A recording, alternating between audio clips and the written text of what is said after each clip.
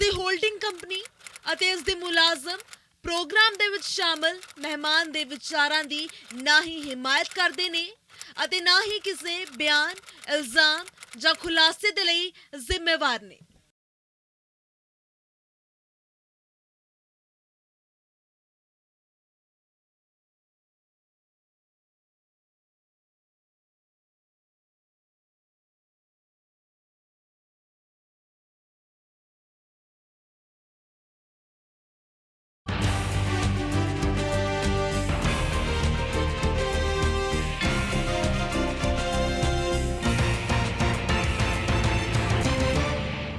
स्वागत है PTC news ਵਿੱਚ ਸਾਰੇ ਦਰਸ਼ਕਾਂ ਦਾ। ਮੈਂ ਹਰਪ੍ਰੀਤ ਸਿੰਘ। ਤੁਸੀਂ ਦੇਖ ਰਹੇ ਹੋ ਕਿ AI ਵਾਰਸ ਐਂਡ ਕੇਬਲਸ ਵਿਚਾਰ ਤਕਰਾਰ। ਸਾਕਾ ਨੀਲਾ ਤਾਰਾ ਯਾਨੀ ਆਪਰੇਸ਼ਨ ਬਲੂ ਸਟਾਰ, ਜਦੋਂ ਵੀ ਇਸ ਦੀ ਬਰਸੀ ਆਉਂਦੀ ਹੈ ਉਹ ਜ਼ਖਮ ਫਿਰ ਤੋਂ ਤਰੋਤਾਜ਼ਾ ਹੋ ਜਾਂਦੇ ਨੇ, ਉਹ ਜ਼ਖਮ ਫਿਰ ਤੋਂ ਉਗੜ ਆਉਂਦੇ ਨੇ ਜੋ 37 ਸਾਲ ਪਹਿਲਾਂ ਉਸ ਵੇਲੇ ਦੀ ਸਰਕਾਰ ਨੇ ਦਿੱਤੇ ਸੀਗੇ। बहुत कुछ ऑपरेशन ब्लू स्टार बारे लिखा गया, बहुत कुछ असीं पढ़ते भी हाँ, बहुत कुछ दस्या गया, पर हले भी बड़िया सारिया चीज़ां अजिहियां ने जिहड़ियां जिन्हां दी सच्चाई तो पर्दा चुकना हले बाकी है। कि ये ऑपरेशन ब्लू स्टार ही आखिरी हल सी? ऑपरेशन ब्लू स्टार टालिया जा सकता सी? साका नीला तारा नूं अंजाम जानबुझ के दिता गया? कि साका नीला तारा तो पहलां भी बड़े सारे मौके अजिहे सी जदों ये सारी समस्या नूं सुलझाया जा सकता सीगा? कई तरह के सवाल ने, लगातार असीं तुहानूं सच्चाइयां दस रहे हैं। पिछले एपीसोड दे विच तुसीं देखिया सीगा उस वेले दे मौजूदा अफसर भावें वो ਅੰਮ੍ਰਿਤਸਰ ਦੇ ਵਿੱਚ ਹੋਣ ਜਾਂ ਚੰਡੀਗੜ੍ਹ ਦੇ ਵਿੱਚ ਹੋਣ, ਚੀਫ ਸੈਕਟਰੀ ਹੋਣ, ਡਿਪਟੀ ਕਮਿਸ਼ਨਰ ਹੋਣ, SDM ਹੋਣ, ਫੌਜ ਦੇ ਮੁਖੀ ਹੋਣ, ਉਹਨਾਂ ਸਾਰਿਆਂ ਦੀ ਜ਼ਬਾਨੀ ਤੁਸੀਂ ਸੁਣ ਲਿਆ ਕਿ ਕਿਵੇਂ ਉਸ ਵੇਲੇ ਸਾਰੇ ਅਧਿਕਾਰ ਕੇਂਦਰ ਸਰਕਾਰ ਨੇ ਆਪਣੇ ਹੱਥ ਦੇ ਵਿੱਚ ਕਰ ਲਏ ਸੀਗੇ। ਜੋ ਵੀ ਕਮਾਂਡ ਆਉਂਦੀ ਸੀ ਉਹ ਦਿੱਲੀ ਤੋਂ ਕਮਾਂਡ ਆਉਂਦੀ ਸੀ। ਇਸ ਤੋਂ ਇਲਾਵਾ ਹੋਰ ਬੜੀਆਂ ਸਾਰੀਆਂ ਚੀਜ਼ਾਂ ਨੇ ਜਿਨ੍ਹਾਂ ਤੋਂ ਹਲੇ ਪਰਦਾ ਉੱਠਣਾ ਬਾਕੀ ਹੈ ਕਿ ਅਜਿਹੇ ਹਾਲਾਤ ਬਣੇ ਕਿਉਂ, ਆਪਰੇਸ਼ਨ ਬਲੂ ਸਟਾਰ ਤੱਕ ਇਹ ਹਾਲਾਤ ਬਣੇ ਕਿਉਂ ਕਿ ਐਡਾ ਵੱਡਾ ਸਾਕਾ ਕੀਤਾ ਗਿਆ। कि एक पोलीटिकल साजिश सी? बड़िया सारिया गल्लां ने जिन्हां नूं समझना बड़ा जरूरी है और अज खास मेहमान साडे नाल जुड़े हुए ने जो सानू अज वो जानकारियां देणगे जिहड़ियां शायद ही सानू भी पता होण या तुहानूं पता होण, वो भी विद फैक्ट्स। साडे नाल अज मौजूद ने GBS सिद्धू साहब, फॉर्मर स्पैशल सैकटरी ने RNDW दे, जिन्हों कि असी रॉ भी कह दिंदे हां, साबका स्पैशल सकत्तर ने रॉ दे GBS सिद्धू साहब। सिद्धू साहब ने एक किताब लिखी है। ये किताब वैसे सिद्धू साहब की दूजी किताब है द खालिस्तान कॉन्स्पिरेसी। ये सिद्धू साहब ने किताब लिखी है। इस तो पहले एक सिक्किम के उत्ते किताब लिखी सी। सिद्धू साहब बारे थोड़ा जिहा तुहानूं दस दईए कि शायद ही लोगों को पता होवे कि सिद्धू साहब वो शख्सियत ने जिन्होंने सिक्किम नूं भारत दा हिस्सा बनाउण दे विच अहम रोल अदा कीता सीगा। उस ऑपरेशन नूं इन्हां ने हैड कीता सीगा जदों सिक्किम भारत दा हिस्सा बनिया। सिद्धू साहब बहुत बहुत स्वागत है साडे नाल गलबात करन दे लई। धन्यवाद, बड़ी खुशी हुई तुहाडे नाल गल करके जी। सिद्धू साहब, मेरा पहला सवाल, मैं थोड़ी किताब ऑलमोस्ट पढ़ ली है, बड़े इंटरस्टिंग फैक्ट्स ने और बड़ी खुशी की गल है कि तुसीं जो भी गल्लां इहदे विच लिखियां होईयां बकायदा सबूतां दे आधार ते लिखियां होईयां, बकायदा प्रूफ ने उन्हां दे जो गल्लां तुसीं लिखियां होईयां। पर मैं ये समझना चाहना कि तुसीं तुहाडे मन दे विचों किहड़ी अजिही गल आई जिसने तुहानूं ये कहा कि तुसीं ये किताब लिखो, तुसीं ये सारियां सच्चाइयां लिखो? वो किहड़ी अजिही गल सी जिहड़ी तुहानूं टुंबदी रही जिन्हें तुहानूं मजबूर कर दिता है किताब लिखण दे लई? नाल ही दर्शकों नूं एक होर जानकारी दे दईए कि हुण केंद्र सरकार ने फैसला कीता है कि कोई भी स्पैशल फोर्सिस दे विच तैनात होएगा, सुरक्षा फोर्सिस दे विच तैनात होएगा या रॉ दे विच तैनात होएगा, वो रिटायर होने तो बाद किताब नहीं लिख सकता। ये सिद्धू साहब ने पहला किताब लिखी हुई है। सिद्धू साहब, मेरा सवाल कि किहड़ी अजिही दशा ते दिशा सी जिसने तुहानूं मजबूर किया कि ये किताब लिखी जाए? सब तो पहले तो मैं थोड़ा जा अपने बारे दसना चाहांगा जी, जी। मैं 1964 का IPS अफसर हाँ और अपने बैच की जो ट्रेनिंग खत्म हुई अपने बैच का बेस्ट ऑलराउंड प्रोबेशनर भी डिक्लेयर किया गया तो वो नाल एक प्राइम मिनिस्टर का बैटन तो होम मिनिस्टर का रिवॉल्वर भी मिलिया जी। ट्रेनिंग खत्म करने तो बाद मैनू यूपी काडर अलॉट होया। उत्थे मैं ASP कानपुर रहा, एडिशनल SP आगरा तो 2 साल SP बाराबंकी और अखीर दे विच फरवरी 1972 दे विच मैं RNDW ज्वाइन किया research and analysis wing of the cabinet secretariat. पर मैं हले सिर्फ 18 महीने काम किया सी RNDW, वो भी एस्टैबलिश ब्रांच जी। कि मैनू बुला के कहा गया कौस साहब ने उस वेले दे सैकटरी सीगे, फाउंडर सैकटरी RNDW दे, कि तैनू असी एक बहुत वड्डा ऑपरेशन दे रहे हैं, भावें तेरी कोई बड़ी सर्विस नहीं है पर असी समझते हैं कि तू उसनू पार निभा पाएगा। और वो ऑपरेशन सी ਕਿ ਸਿੱਕਿਮ ਦਾ ਜਿਹੜਾ ਚੋਗਿਆਲ ਸੀ ਰਾਜਾ, ਉਹ ਹੌਲੀ ਹੌਲੀ ਆਪਣੇ ਆਪ ਨੂੰ ਇੰਡੀਪੈਂਡੈਂਟ ਡਿਕਲੇਅਰ ਕਰਨ ਦੇ ਚੱਕਰ 'ਚ ਲੱਗ ਗਿਆ ਤੇ ਅਖੀਰ 'ਚ ਮਿਸਿਸ ਗਾਂਧੀ ਨੇ ਕੋਈ ਦਸੰਬਰ 1972 'ਚ RNAW ਦੇ ਸੈਕਟਰੀ ਕਾਓ ਸਾਹਿਬ ਤੇ PN ਹਕਸਰ ਜਿਹੜੇ ਸੀ ਪ੍ਰਿੰਸੀਪਲ ਸੈਕਟਰੀ ਨੂੰ ਬੁਲਾ ਕੇ ਕਿਹਾ ਕਿ can you do something about it, ਤੇ ਉਹ ਆਪਰੇਸ਼ਨ ਫਿਰ ਉਦੋਂ ਸ਼ੁਰੂ ਹੋਇਆ। ਤੇ ਮੈਂ ਉੱਥੇ ਪਹੁੰਚਿਆ, ਜਾ ਕੇ ਜਿੰਨੀਆਂ ਪ੍ਰੋ ਡੈਮੋਕ੍ਰੈਟਿਕ ਫੋਰਸਿਸ, ਮਰਜਰ ਦੀਆਂ ਫੋਰਸਿਸ ਡੀਮੋਰਲਾਈਜ਼ ਹੋਈਆਂ ਸੀ, ਉਹਨਾਂ ਨੂੰ ਖੜਾ ਕੀਤਾ, ਉਹਨਾਂ ਨੂੰ ਇਕੱਠੇ ਕੀਤਾ, ਇਲੈਕਸ਼ਨ ਲੜਵਾਈਆਂ, ਇਲੈਕਸ਼ਨਾਂ ਜਿਤਵਾਈਆਂ, ਰੈਜ਼ੋਲੂਸ਼ਨ ਪਾਸ ਕਰਵਾਏ ਤੇ ਅਖੀਰ ਦੇ ਵਿੱਚ ਮਈ 16 1975 ਦੇ ਵਿੱਚ ਇੰਡੀਆ, ਸਿੱਕਿਮ ਜਿਹੜਾ ਹੈ ਉਹ 22ਵੀਂ ਸਟੇਟ ਇੰਡੀਆ ਦੀ ਬਣ ਗਈ ਔਰ 36ਵਾਂ ਜਿਹੜਾ ਕੰਸਟੀਟਿਊਸ਼ਨ ਸੰਸ਼ੋਧਨ ਸੀ, ਕੰਸਟੀਟਿਊਸ਼ਨਲ ਅਮੈਂਡਮੈਂਟ ਦੇ ਮੁਤਾਬਕ। ਤੇ ਉਸ ਤੋਂ ਬਾਅਦ ਮੈਨੂੰ ਕਰ ਦਿੱਤਾ ਸਿੱਧਾ ਪੋਸਟ ਤੁਹਾਡੇ ਕੈਨੇਡਾ ਦੇ ਵਿੱਚ ਇੰਡੀਅਨ ਹਾਈ ਕਮਿਸ਼ਨ ਦੇ ਵਿੱਚ ਫਸਟ ਸੈਕਟਰੀ, ਜਿੱਥੇ ਮੈਂ 3 ਸਾਲ ਰਿਹਾ, ਸਤੰਬਰ 76 ਤੋਂ ਲੈ ਕੇ ਸਤੰਬਰ 1979 ਤੱਕ। ਔਰ ਵਾਪਸ ਜਦੋਂ 3 ਸਾਲ ਤੋਂ ਬਾਅਦ ਮੈਂ ਦਿੱਲੀ ਆਇਆ, ਦਿੱਲੀ ਮੈਨੂੰ ਬੜੀ highly sensitive and important top secret division ਦਾ ਇੰਚਾਰਜ ਬਣਾ ਦਿੱਤਾ, ਜਿਹੜੇ ਡਾਇਰੈਕਟਲੀ ਸੰਟੂਕ ਸਾਹਿਬ ਉਸ ਵੇਲੇ ਦੇ ਡਾਇਰੈਕਟਰ ਸੀ, ਉਹਨੂੰ ਰਿਪੋਰਟ ਕਰਦੇ ਸੀ। ਔਰ ਕੁਝ ਅਗਲੇ ਸਾਲ ਤੇ 1 ਸਾਲ ਤੋਂ ਬਾਅਦ ਮੈਨੂੰ ਇੱਕ ਹੋਰ ਬਹੁਤ ਇੰਪੋਰਟੈਂਟ ਡਿਵੀਜ਼ਨ ਦਾ ਇੰਚਾਰਜ ਬਣਾਤਾ, ਜਿਹੜਾ ਲੇਜ਼ਾਂ ਕਰਦਾ ਸੀ ਫੋਰਨ ਇੰਟੈਲੀਜੈਂਸ ਏਜੰਸੀਜ਼ ਨਾਲ ਆਪਸ ਦੇ ਜਿਹੜੇ ਹੁੰਦੇ ਨੇ ਕੁਝ ਮਾਮਲੇ ਨੂੰ ਉਹਨਾਂ 'ਤੇ ਗੱਲਾਂ ਕਰਨ ਵਾਸਤੇ। ਔਰ ਉਸ ਪੀਰੀਅਡ ਦੇ ਮੈਨੂੰ ਜਾਣਕਾਰੀ ਕਾਫੀ ਮਿਲੀ, ਕਿਉਂਕਿ ਦੇਖਿਆ ਜਾਵੇ ਬਾਕੀ ਮਹਿਕਮਿਆਂ ਦੇ ਮੁਤਾਬਿਕ RNAW ਡਾਇਰੈਕਟਲੀ ਪ੍ਰਾਈਮ ਮਿਨਿਸਟਰ ਦੇ ਨੀਚੇ ਚਾਰਜ ਨੇ, ਉਹ ਪ੍ਰਾਈਮ ਮਿਨਿਸਟਰ ਵੀ ਹੈਗੇ ਔਰ ਪ੍ਰਾਈਮ ਮਿਨਿਸਟਰ ਦੇ ਨਾਲ ਮਿਨਿਸਟਰ ਵੀ। ਤੇ ਮੈਂ ਤੇ ਪ੍ਰਾਈਮ ਮਿਨਿਸਟਰ ਦੇ ਦਰਮਿਆਨ RNAW ਦਾ ਸੈਕਟਰੀ ਜਾਂ ਡਾਇਰੈਕਟਰੀ ਹੁੰਦਾ ਸੀ। ਇਸ ਕਰਕੇ ਜਿਹੜੇ ਕੰਮ ਮੇਰੀ ਡਾਇਰੈਕਟ ਨੌਲੇਜ 'ਚ ਆਏ ਜਾਂ ਡਿਪਾਰਟਮੈਂਟ ਦੇ ਨੌਲੇਜ 'ਚ ਆਏ, ਉਹ ਸਾਰੇ ਮੈਨੂੰ ਯਾਦ ਸੀ। ਔਰ ਫਿਰ ਮੈਂ ਇਹ ਸੋਚਿਆ ਕਿ ਇੰਨਾ ਵੱਡਾ, ਬਹੁਤ ਵੱਡਾ ਆਪਰੇਸ਼ਨ ਹੋਇਆ, ਇੰਨਾ ਵੱਡਾ ਜ਼ਿਆਦਤੀਆਂ ਹੋਈਆਂ ਪੰਜਾਬ ਨਾਲ, ਸਿੱਖਾਂ ਨਾਲ, ਹਿੰਦੂਆਂ ਨਾਲ, ਤੇ ਉਹ ਮੈਨੂੰ ਸਾਰਿਆਂ ਨੂੰ ਹੁਣ ਸ਼ੇਅਰ ਕਰਨਾ ਚਾਹੀਦਾ। ਸਿਰਫ ਮੈਂ ਲੇਟ ਇਸ ਕਰਕੇ ਹੋਇਆ ਕਿ ਉਸ ਵੇਲੇ ਦਾ ਜਿਹੜਾ ਆਫੀਸ਼ੀਅਲ ਸੀਕ੍ਰੇਟ ਐਕਟ ਹੁੰਦਾ ਸੀਗਾ, ਉਹ ਹੁਣ ਵੀ ਹੈ, ਉਹਦੇ ਮੁਤਾਬਕ 30 ਸਾਲ ਤੋਂ ਪਹਿਲਾਂ ਕਿਤਾਬ ਨਹੀਂ ਲਿਖ ਸਕਦਾ ਸੀ ਅਸੀਂ। ਤੇ ਉਹ ਜਿਹੜਾ ਸਿੱਕਿਮ ਦਾ ਪੀਰੀਅਡ ਮਰਜ ਕਰਨ ਤੋਂ ਬਾਅਦ ਪਹਿਲਾਂ ਮੈਂ ਸਿੱਕਿਮ ਦੀ ਕਿਤਾਬ ਲਿਖੀ, ਜਿਹੜੀ ਕਿ ਇਹ ਕਿਤਾਬ ਹੈ ਸਿੱਕਿਮ ਡੌਨ ਆਫ ਡੈਮੋਕ੍ਰੇਸੀ, ਇਹ ਪੈਂਗੁਇਨ ਨੇ ਛਾਪੀ। ਔਰ ਦੂਸਰਾ ਜਿਹੜਾ ਮੈਂ ਖਾਲਿਸਤਾਨ ਕੌਂਸਪੀਰੇਸੀ, ਜਿਵੇਂ ਤੁਸੀਂ ਕਿਹਾ ਉਹਦੇ ਬਾਰੇ ਗੱਲ ਹੋਏਗੀ, ਉਹ ਆਹ ਕਿਤਾਬ ਹੈ, ਇਹ ਹਾਰਪਰ ਕੋਲਿਨਸ ਨੇ ਕੀਤੀ। ਹੁਣ ਮੈਂ ਇਹ ਸਾਰਾ ਕੁਝ ਜਦੋਂ ਮੇਰੇ ਮਨ 'ਚ ਆਇਆ ਮੈਂ ਲਿਖ ਦਿੱਤਾ। ਲਿਖਣ ਤੋਂ ਬਾਅਦ ਮੈਨੂੰ ਇੱਕ ਗੱਲ ਜ਼ਰੂਰ ਇਹ ਕਈ ਵਾਰੀ ਯਾਦ ਆਉਂਦੀ ਹੈ ਕਿ ਜਿਹੜੇ ਬਾਕੀ ਵੱਡੇ ਵੱਡੇ ਖਾੜਕੂ ਖਾਲਿਸਤਾਨਾਂ ਦੀਆਂ ਵੱਡੀਆਂ ਵੱਡੀਆਂ ਗੱਲਾਂ ਕਰ ਰਹੇ ਨੇ ਵੈਸਟਰਨ ਕੰਟਰੀਜ਼ ਦੇ ਵਿੱਚ, ਉਹਨਾਂ ਨੂੰ ਇਹ ਯਾਦ ਰੱਖਣਾ ਚਾਹੀਦਾ ਕਿ ਕਦੇ ਅਗਰ ਘਰ 'ਚ ਆਪਣੇ ਹੋਰ ਤਾਂ ਫੋਟੋ ਲਾਉਣ ਨਾ ਲਾਉਣ, ਪਰ ਮਿਸਿਸ ਗਾਂਧੀ ਦੀ ਜ਼ਰੂਰ ਲਾਉਣ, ਕਿਉਂਕਿ ਖਾਲਿਸਤਾਨੀ ਦੀ ਕਰਤਾ ਧਰਤਾ ਤਾਂ ਉਹੀ ਸੀਗੇ, ਉਹਨਾਂ ਨੇ ਸ਼ੁਰੂ ਕੀਤਾ। ਉਹ ਜਿਹੜਾ ਉਹਨਾਂ ਦਾ ਨੌਕਰੀ ਪੇਸ਼ਾ, ਜਿਹੜਾ ਉਹਨਾਂ ਦਾ ਬਿਜ਼ਨਸ ਚੱਲ ਰਿਹਾ, ਉਹ ਤਾਂ ਮਿਸਿਸ ਗਾਂਧੀ ਕਰਕੇ ਚੱਲ ਰਿਹਾ। ਚਲੋ, ਹੋ ਸਕਦਾ ਕਿ ਸ਼ਾਇਦ ਉਹਨਾਂ ਦੇ ਮਨ 'ਚ ਆ ਜਾਏ। ਜੀ ਆਪਾਂ ਹੁਣ ਤੁਹਾਡੇ ਕਿਤਾਬ ਦੇ ਵਿੱਚੋਂ ਕੁਝ ਗੱਲਾਂ ਜਿਹੜੀਆਂ ਉਹ ਦਰਸ਼ਕਾਂ ਦੇ ਨਾਲ ਸਾਂਝੀਆਂ ਵੀ ਕਰਦੇ ਹਾਂ, ਬੜੇ ਸਾਰੇ ਸਵਾਲ ਵੀ ਨੇ। ਇੱਕ ਗੱਲ ਮੈਂ ਤੁਹਾਡੇ ਤੋਂ ਜਾਣਨਾ ਚਾਹੁੰਦਾ, ਤੁਸੀਂ ਇਸ ਕਿਤਾਬ ਦੇ ਵਿੱਚ ਮੈਂਸ਼ਨ ਵੀ ਕੀਤਾ ਹੋਇਆ ਕਿ ਤੁਹਾਨੂੰ ਕੈਨੇਡਾ ਖਾਸ ਆਪਰੇਸ਼ਨ ਦੇ ਲਈ ਭੇਜਿਆ ਗਿਆ, ਉੱਥੋਂ ਦੇ ਲੋਕਾਂ ਨੂੰ, ਉੱਥੋਂ ਜਿਹੜੇ ਸਿੱਖ ਭਾਈਚਾਰਾ ਸੀਗਾ, ਉਹਨਾਂ ਦੀਆਂ ਗੱਲਾਂ ਟੁੰਬਣ ਦੇ ਲਈ ਭੇਜਿਆ ਗਿਆ। ਤੁਸੀਂ ਕੈਨੇਡਾ ਜਦੋਂ ਗਏ, ਕੀ ਵਾਕਈ ਉਦੋਂ ਅਜਿਹੇ ਹਾਲਾਤ ਬਣ ਗਏ ਸੀਗੇ ਕਿ ਕੋਈ ਖਾਲਿਸਤਾਨ ਦੀ ਡਿਮਾਂਡ ਹੋਣ ਲੱਗ ਗਈ, ਜਾਂ ਕੋਈ ਅਜਿਹੀ ਡਿਮਾਂਡ ਹੋਣ ਲੱਗ ਗਈ ਕਿ ਪੰਜਾਬ ਦਾ ਮਾਹੌਲ ਖਰਾਬ ਹੋ ਰਿਹਾ ਤੇ ਹੁਣ ਅੱਤਵਾਦ ਆ ਜਾਏਗਾ? ਉਹ ਦੋ ਹਿੱਸਿਆਂ 'ਚ ਮੈਂ ਤੁਹਾਨੂੰ ਗੱਲ ਕਰਾਂਗਾ, ਕਿਉਂਕਿ ਜਦੋਂ ਮੈਂ ਸਿੱਕਿਮ ਤੋਂ ਸਿੱਧਾ ਪੋਸਟ ਕੀਤਾ 76 ਤੋਂ 79 3 ਸਾਲ ਰਿਹਾ ਉੱਥੇ। ਮੈਂ ਵੱਡੇ ਵੱਡੇ ਸ਼ਹਿਰਾਂ 'ਚ ਟੋਰਾਂਟੋ, ਓਟਵਾ ਤਾਂ ਮੈਂ ਰਹਿੰਦਾ ਹੀ ਸੀਗਾ, ਮੌਂਟਰੀਅਲ, ਵੈਨਕੂਵਰ, ਐਡਮਿੰਟਨ, ਕੈਲਗਰੀ ਬਹੁਤ ਵਾਰੀ ਗਿਆ, by road, by air also. ਬਹੁਤ ਲੋਕਾਂ ਨੂੰ, ਸਾਰਿਆਂ ਨੂੰ ਜਾਣਨ ਲੱਗ ਗਿਆ, ਵੱਡੇ ਵੱਡੇ ਬੰਦਿਆਂ ਨੂੰ, ਜਿਹੜੇ ਸੀਗੇ ਕੋਈ ਹਿੰਦੂ ਵੀ ਸੀ, ਸਿੱਖ ਵੀ ਸੀਗੇ। 3 ਸਾਲਾਂ 'ਚ ਮੈਨੂੰ ਸਿਰਫ 2 ਬੰਦਿਆਂ ਦਾ ਨਾਂ ਪਤਾ ਲੱਗਿਆ ਜਿਹੜੇ ਕਿ ਕੈਨੇਡਾ ਦੇ ਵਿੱਚ ਖਾਲਿਸਤਾਨ ਦੀ ਗੱਲ ਕਰਦੇ ਸੀਗੇ। ਇੱਕ ਬੰਦਾ ਤੇ ਕੁਲਦੀਪ ਸਿੰਘ ਸੋਢੀ ਸੀਗਾ, ਜਿਹੜਾ ਆਪਣੇ ਆਪ ਨੂੰ ਕਾਉਂਸਲ ਜਨਰਲ ਆਫ ਖਾਲਿਸਤਾਨ ਕਹਿੰਦਾ ਸੀਗਾ, ਉਹ ਟੋਰਾਂਟੋ ਤੋਂ ਚੱਲਦਾ। ਉਹ ਬੰਦਾ ਸੀਗਾ ਜਗਜੀਤ ਸਿੰਘ ਚੌਹਾਨ ਦਾ। ਉਹ ਜਗਜੀਤ ਸਿੰਘ ਚੌਹਾਨ ਦੇ ਬਾਰੇ ਜ਼ਿਆਦਾਤਰ ਲੋਕਾਂ ਨੂੰ ਪਤਾ ਹੁੰਦਾ ਸੀਗਾ ਕਿ ਵੀ ਇਹ ਤੇ ISI ਦੇ ਏਜੰਟ ਨੇ, ਜਾਂ ਇਹਨਾਂ ਦੇ ਕੁਝ ਦੋਸਤ ਅਮਰੀਕਾ ਵਿੱਚ ਰਿਪਬਲਿਕਨ ਸੈਨੇਟਰਸ ਵੀ ਹੈਗੇ।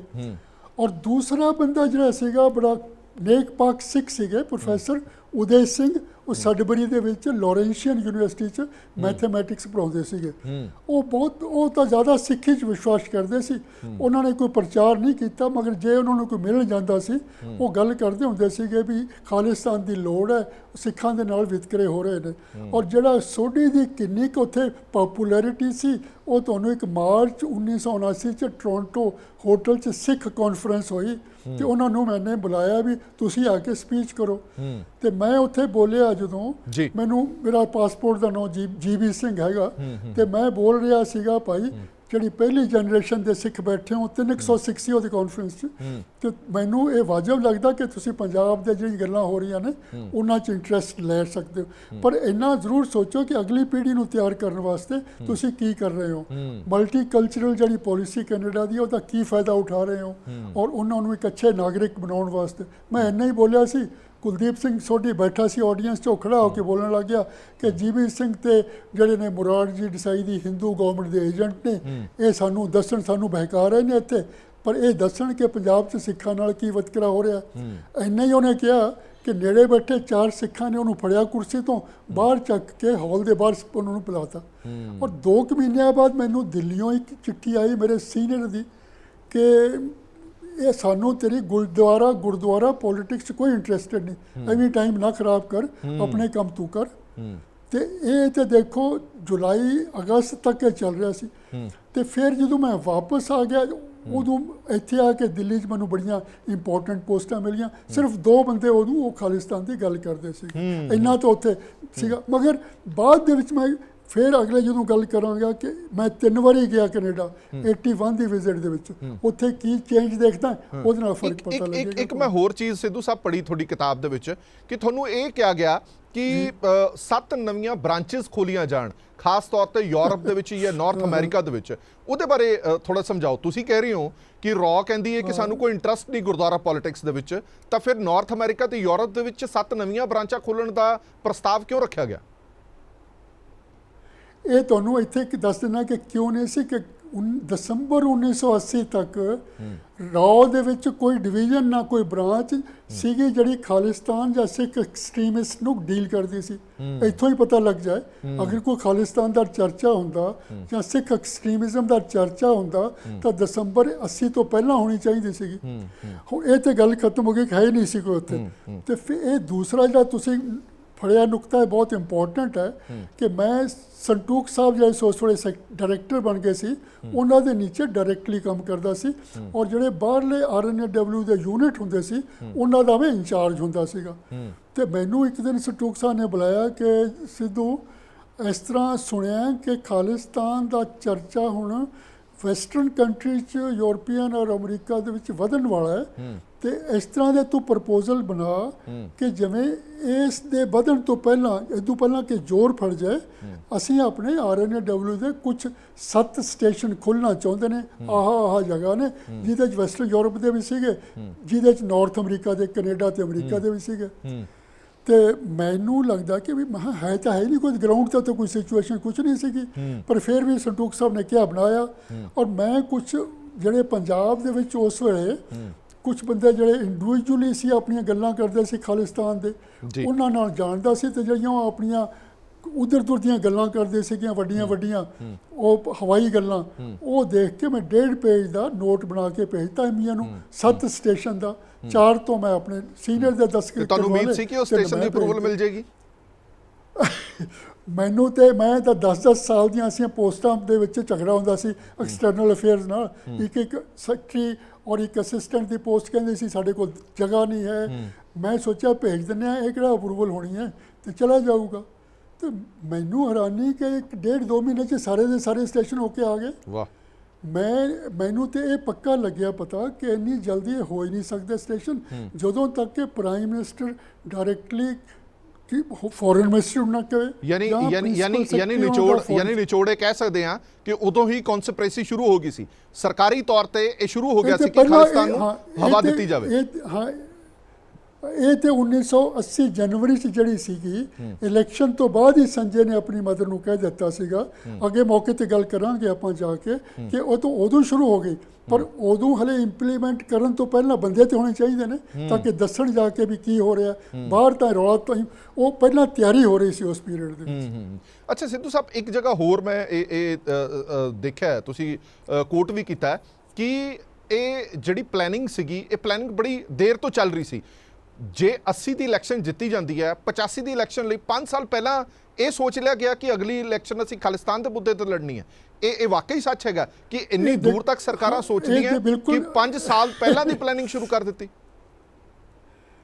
ਤੁਸੀਂ ਤਾਂ ਦੇਖਿਆ, ਤੁਸੀਂ ਸਾਰੇ ਅਫਸਰਾਂ ਨਾਲ ਗੱਲ ਕਰ ਲਈ ਹੈ, ਸਾਰਿਆਂ ਨਾਲ ਜਿਹੜੇ ਆਰਮੀ ਦੇ ਸੀ, ਸਿਵਿਲੀਅਨ ਸੀ, ਉਹਨਾਂ ਨੂੰ ਕੁਝ ਨਹੀਂ ਪਤਾ ਸੀ ਵੀ ਕੀ ਹੋ ਰਿਹਾ ਹੈ। ਉਹ ਤਾਂ ਸਾਰੇ ਕਠਪੁਤਲੀ ਸੀ, ਔਰ ਜਿਹੜੀ ਉੱਪਰੋਂ ਸਟ੍ਰਿੰਗ ਪੁੱਲ ਹੋ ਰਹੀ ਸੀ ਉਹ 1 ਅਕਬਰ ਰੋਡ ਤੋਂ ਹੋ ਰਹੀ ਸੀਗੀ।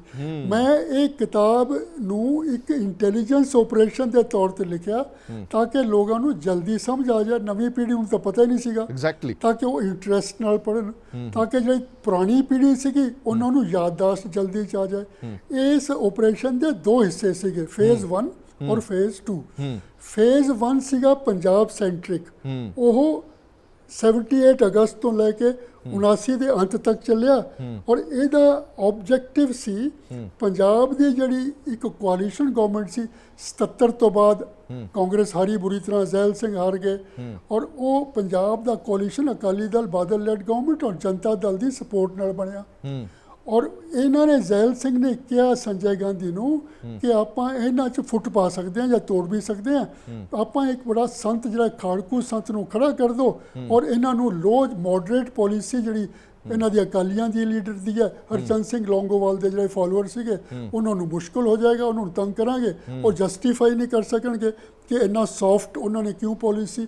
ਤੇ ਜਾਂ ਤਾਂ ਉਹ ਆਪਣੀ ਫੋਲੋਇੰਗ, ਪੋਲੀਟੀਕਲ ਫੋਲੋਇੰਗ ਲੂਜ਼ ਕਰਨ, ਤੇ ਜਾਂ ਉਹਨਾਂ ਦੇ ਕੰਪਰੋਮਾਈਜ਼ ਕਰਨ। ਤੇ ਇਹ ਤਰੀਕੇ 'ਚ ਮੈਨੂੰ ਪਤਾ ਨਹੀਂ ਸੀਗਾ, ਜਦੋਂ ਮੈਂ ਕੈਨੇਡਾ 'ਚ ਸੁਣਦਾ ਹੁੰਦਾ ਸੀ ਕਿ ਵੀ ਕਾਂਗਰਸ ਨੇ ਆਹ ਕਰ ਲਿਆ, ਕਾਂਗਰਸ ਨੇ ਉਹ ਕਰ ਲਿਆ। ਔਰ ਉਸ ਪੀਰੀਅਡ 'ਚ ਇੱਕ ਕੈਬਨਿਟ ਐਡੀਸ਼ਨਲ ਸੈਕਟਰੀ ਸੀ BG ਦੇਸ਼ਮੁਖ, ICS ਬਾਅਦ 'ਚ ਕੈਬਨਿਟ ਸੈਕਟਰੀ ਬਣੇ। ਉਹ ਬਾਈ ਰੋਡ ਗਏ ਪੰਜਾਬ ਦੇ ਵਿੱਚ, ਉਹਨਾਂ ਨੂੰ ਪਿੰਡਾਂ 'ਚ ਜਿਹੜੇ ਖੇਤਾਂ 'ਚ ਕੰਮ ਕਰਦੇ ਸਿੱਖ ਮਿਲੇ, ਲੁਧਿਆਣੇ 'ਚ ਇੰਡਸਟਰੀਜ਼ ਨੂੰ ਮਿਲੇ, ਔਰ ਹਰਮੰਦਰ ਸਾਹਿਬ 'ਚ SGPC ਦੇ ਬੰਦੇ ਯਾਤਰੀਆਂ ਨੂੰ ਮਿਲੇ। ਉਹ ਕੋਈ ਗੱਲ ਹੀ ਨਾ ਕਰੇ, ਔਰ ਵਾਪਸ ਆ ਕੇ ਆਪਣੇ ਜੁਆਇੰਟ ਸੈਕਟਰੀ ਨੂੰ ਕਹਿੰਦੇ ਨੇ ਕਿ Punjab is a heaven of peace and tranquillity. ਤੇ ਉਹਦੇ ਜੁਆਇੰਟ ਸੈਕਟਰੀ ਨੇ ਕਿਹਾ, ਸਰ ਇਹ ਤਾਂ ਉੱਪਰੋਂ ਲੱਗਦਾ ਹੈ, ਜਿਹੜੀ ਕਾਂਗਰਸ ਇਸ ਨੂੰ ਭਿੰਡਰਾਂ ਵਾਲੇ ਨੂੰ ਖੜਾ ਕਰ ਰਹੀ ਹੈ, ਇਹ ਬਾਅਦ 'ਚ ਇਹਨਾਂ ਨੂੰ ਖਤਮ ਕਰੇਗੀ। ਪਰ ਇਹਦੇ ਵਿੱਚ ਮੈਂ ਕੋਟ ਕੀਤਾ ਹੈ ਕੁਲਦੀਪ ਨਾਇਰ ਨੂੰ, ਜਿਹੜੇ ਵੱਡੇ ਰਿਪੋਰਟਰ ਸੀਗੇ ਉਸ ਟਾਈਮ ਤੇ, ਉਹਨਾਂ ਨੇ ਆਪਣੀ ਆਟੋਬਾਇਓਗ੍ਰਾਫੀ ਲਿਖੀ ਬਿਯੋਂਡ ਦ ਲਾਈਨਸ। ਉਹਦੇ ਵਿੱਚ ਲਿਖਿਆ ਕਿ ਇੱਕ ਵਾਰੀ ਕਮਲਨਾਥ ਨਾਲ ਉਹਨਾਂ ਨਾਲ ਗੱਲ ਹੋਈ, ਤੇ ਕਮਲਨਾਥ ਨੇ ਕਿਹਾ ਕਿ ਅਸੀਂ ਇਸ ਨੂੰ ਅੰਜਾਮ ਦੇਣ ਵਾਸਤੇ 2 ਸੰਤਾਂ ਦੀ ਇੰਟਰਵਿਊ ਲਈ। ਇੱਕ ਸੰਤ ਤਾਂ ਬੜਾ ਢਿੱਲਾ ਢਾਲਾ ਜਿਹਾ ਸੀਗਾ, ਦੂਸਰਾ ਸੰਤ ਜਿਹੜੇ ਭਿੰਡਰਾਂ ਵਾਲੇ ਸੀ ਬੜੇ ਖਾੜਕੂ ਸੀ। ਸਾਨੂੰ ਲੱਗਿਆ ਇਹ ਸਾਡਾ ਕੰਮ ਕਰਨਗੇ, ਔਰ ਕਮਲਨਾਥ ਨੇ ਇਹ ਵੀ ਕਿਹਾ ਕਿ ਸਾਨੂੰ ਤਾਂ ਬੜਾ ਤਾਜੁਬ ਹੋਇਆ ਕਿ ਉਹ ਇੱਕ ਐਕਸਟ੍ਰੀਮਿਸਟ ਟੈਰਰਿਸਟ ਬਣ ਗਏ। ਮੈਂ ਲਿਖਿਆ ਕਿ ਅਸੀਂ ਤਾਂ ਇਹੀ ਚਾਹੁੰਦੇ ਸੀਗੇ ਕਿ ਬਣੇ ਉਹ। ਪਰ ਇਸ ਤੋਂ ਬਾਅਦ ਜਿਹੜਾ ਹੈਗਾ ਇਹ ਆਪਰੇਸ਼ਨ ਜਿਹੜਾ ਚੱਲਦਾ ਰਿਹਾ 2 ਸਾਲ 79 ਤੱਕ, ਕੋਈ ਬਹੁਤਾ ਕੁਝ ਸਕਸੈਸਫੁਲ ਨਹੀਂ ਹੋਇਆ। ਭਿੰਡਰਾਂ ਵਾਲੇ ਦੇ 4 ਬੰਦੇ ਸਿਰਫ SGPC ਇਲੈਕਸ਼ਨ ਜਿੱਤੇ, ਔਰ ਇਹਨਾਂ ਨੇ ਇੱਕ ਗੱਲ ਜ਼ਰੂਰ ਕੀਤੀ ਉਸ ਪੀਰੀਅਡ ਦੇ ਵਿੱਚ, ਖਾਸ ਕਰਕੇ ਜ਼ੈਲ ਸਿੰਘ ਨੇ, ਕਿ ਭਿੰਡਰਾਂ ਵਾਲੇ ਨੇ ਕਦੇ ਨਹੀਂ ਕਿਹਾ ਕਿ ਮੈਨੂੰ ਖਾਲਿਸਤਾਨ ਚਾਹੀਦਾ। ਉਹ ਜ਼ਿਆਦਾ ਤੋਂ ਜ਼ਿਆਦਾ ਜਦੋਂ ਰਿਪੋਰਟਰ ਪੁੱਛਦੇ ਹੁੰਦੇ ਸੀਗੇ, ਉਹਨਾਂ ਨੂੰ ਇਹ ਕਹਿ ਦਿੰਦੇ ਸੀ ਵੀ ਜੇ ਮੈਨੂੰ ਲੋੜ ਨਹੀਂ ਹੈ, ਜੇ ਬੀਬੀ ਦਾ ਮਤਲਬ ਇੰਦਰਾ ਗਾਂਧੀ, ਜੇ ਬੀਬੀ ਮੇਰੀ ਝੋਲੀ 'ਚ ਪਏਗੀ ਨਾ ਵੀ ਨਹੀਂ ਕਰੂੰਗਾ। ਪਰ ਜ਼ੈਲ ਸਿੰਘ ਔਰ ਸੰਜੇ ਗਾਂਧੀ ਨੇ ਉਹਨਾਂ ਨੂੰ ਕੋਈ ਧਰਮ ਪ੍ਰਚਾਰ ਵਾਸਤੇ ਤਾਂ ਨਾਲ ਲਾਇਆ ਨਹੀਂ ਸੀਗਾ, ਉਹਨਾਂ ਦੇ ਨਾਲ ਖਾਲਿਸਤਾਨ ਦੇ ਵੀ ਜੋੜਨਾ ਜ਼ਰੂਰੀ ਸੀ। ਇਸ ਕਰਕੇ ਜ਼ੈਲ ਸਿੰਘ ਨੇ ਇੱਕ ਦਲ ਖਾਲਸਾ ਖੜਾ ਕਰ ਦਿੱਤਾ ਅਗਸਤ 1978 ਦੇ ਵਿੱਚ, ਜਿਹਦੀ ਪਹਿਲੀ ਮੀਟਿੰਗ ਅਰੋਮਾ ਹੋਟਲ 'ਚ ਹੋਈ, ਔਰ ਉਹਦੇ ਪੈਸੇ ਵੀ 600 ਰੁਪਇਆ ਖਰਚਾ ਜਿਹੜਾ ਜ਼ੈਲ ਸਿੰਘ ਨੇ ਦਿੱਤਾ। ਔਰ ਉਸ ਤੋਂ ਬਾਅਦ ਜਿਹੜੀ ਪ੍ਰੈਸ ਕਾਨਫਰੰਸ ਕੀਤੀ ਉਹ ਗੁਰਦੁਆਰੇ 'ਚ ਕੀਤੀ, ਉਹਦੇ ਪੈਸੇ ਵੀ ਦਿੱਤੇ ਕਾਂਗਰਸੀ ਲੀਡਰਸ ਨੇ। ਔਰ ਜਦੋਂ ਜ਼ੈਲ ਸਿੰਘ ਇੱਥੇ ਹੋਮ ਮਿਨਿਸਟਰ ਬਣ ਗਏ, ਉਸੇ ਤੋਂ ਬਾਅਦ ਉਹ ਕਹਿੰਦੇ ਨੇ ਕਿ ਉਹ ਤਾਂ ਜੀ ਟੈਲੀਫੋਨ ਕਰਦੇ ਸੀ ਸਾਰੇ ਪੰਜਾਬ ਦੇ ਰਿਪੋਰਟਰਸ ਨੂੰ ਕਿ ਦਲ ਖਾਲਸਾ ਦੀ ਜਿਹੜੀ ਖਬਰ ਹੈ ਫਰੰਟ ਪੇਜ ਤੇ ਛਾਪੋ। ਔਰ ਇਹੀ ਦਲ ਖਾਲਸਾ ਸੀ ਜਿਹਨੇ 19 ਸਤੰਬਰ 1981 ਦੇ ਵਿੱਚ ਇੰਡੀਅਨ 에ਅਰਲਾਈਨ ਨੂੰ ਹਾਈਜੈਕ ਕੀਤਾ ਔਰ ਇੱਕ ਡਿਮਾਂਡ ਉਹਨਾਂ ਦੀ ਇਹ ਸੀ ਕਿ ਜੀ ਭਿੰਡਰਾਂਵਾਲੇ ਨੂੰ ਰਿਲੀਜ਼ ਕੀਤਾ ਜਾਵੇ। ਜੇਲ੍ਹ 'ਚ ਫੜ ਲਿਆ ਸੀ ਨਾ ਉਹਨਾਂ ਨੂੰ ਜੀ, ਲਾਲਾ ਜਗਤ ਨਾਰਾਇਣ ਦੇ ਕੇਸ ਦੇ ਵਿੱਚ, ਤੇ ਇਹ ਖਾਲਿਸਤਾਨ ਭਿੰਡਰਾਂਵਾਲੇ ਦੇ ਨਾਲ ਜੁੜ ਗਿਆ। ਬਿਲਕੁਲ। ਤੇ ਇਹਦੇ ਵਿੱਚ ਕੋਈ ਬਹੁਤਾ ਸਕਸੈਸਫੁਲ ਨਹੀਂ ਹੋਇਆ, ਪਰ ਕਾਂਗਰਸੀ ਨੂੰ ਖਾਸ ਕਰਕੇ ਇਹ ਜਿਹੜੇ ਵਨ ਅਕਬਰ ਰੋਡ ਦੇ ਮੈਂਬਰ ਸੀ, ਦੇਖੋ ਜਦੋਂ ਆਪਰੇਸ਼ਨ ਤੁਸੀਂ ਚਲਾਉਂਦੇ ਹੋ ਨਾ RNAW ਹੈ ਕਾਂਗਰਸ, ਉਹਦੇ 'ਚ ਇੱਕ ਤੁਹਾਡਾ ਕੋਈ ਮੁੱਦਾ ਹੋਣਾ ਚਾਹੀਦਾ, ਉਸ ਮੁੱਦੇ ਨੂੰ ਕਿਵੇਂ ਹਾਸਲ ਕਰਨਾ ਔਰ ਉਸ ਨੂੰ ਰਨ ਕਰਨੇ ਵਾਲੇ ਕੌਣ ਹੋਣਗੇ। ਉਹ ਜਿਹੜੇ ਰਨ ਕਰ ਰਹੇ ਸੀ ਉਹ ਸਾਰੇ ਵਨ ਅਕਬਰ ਰੋਡ ਤੋਂ ਕਰ ਰਹੇ ਸੀਗੇ, ਜਿਹੜਾ ਕਿ ਪ੍ਰਾਈਮ ਮਿਨਿਸਟਰ ਦਾ ਪਰਸਨਲ ਰੈਜ਼ੀਡੈਂਸ਼ੀਅਲ ਆਫਿਸ ਸੀ। ਸਿੱਧੂ ਸਾਹਿਬ ਇੱਕ ਗੱਲ ਹੋਰ, ਮੈਂ ਥੋੜਾ ਜਿਹਾ ਟੋਕ ਰਿਹਾ ਤੁਹਾਨੂੰ, ਮੈਂ ਇਹ ਪਹਿਲੇ ਫੇਜ਼ ਦੇ ਵਿੱਚ ਹੀ ਜਾਣਨਾ ਚਾਹੁੰਦਾ। ਇੱਕ ਜਗ੍ਹਾ ਤੁਸੀਂ ਹੋਰ ਲਿਖਿਆ ਇਸ ਕਿਤਾਬ ਦੇ ਵਿੱਚ ਕਿ ਉਸ ਵੇਲੇ ਦੀ ਅਖਬਾਰਾਂ ਦਾ ਇੱਕ ਬਹੁਤ ਵੱਡਾ ਰੋਲ ਰਿਹਾ, ਕਿਉਂਕਿ ਹਿੰਦੂ ਸਿੱਖ ਏਕਤਾ ਦੇ ਵਿੱਚ ਪਾੜਾ ਪਾਉਣ ਦੇ ਵਿੱਚ, ਫਰਕ ਲਿਆਉਣ ਦੇ ਵਿੱਚ ਉਹਨਾਂ ਅਖਬਾਰਾਂ ਦਾ ਬਹੁਤ ਵੱਡਾ ਰੋਲ ਰਿਹਾ। ਕੀ ਉਹਨਾਂ ਅਖਬਾਰਾਂ ਨੂੰ ਵੀ ਵਨ ਅਕਬਰ ਰੋਡ ਤੋਂ ਹੀ ਹੁਕਮ ਜਾਂਦੇ ਸੀ?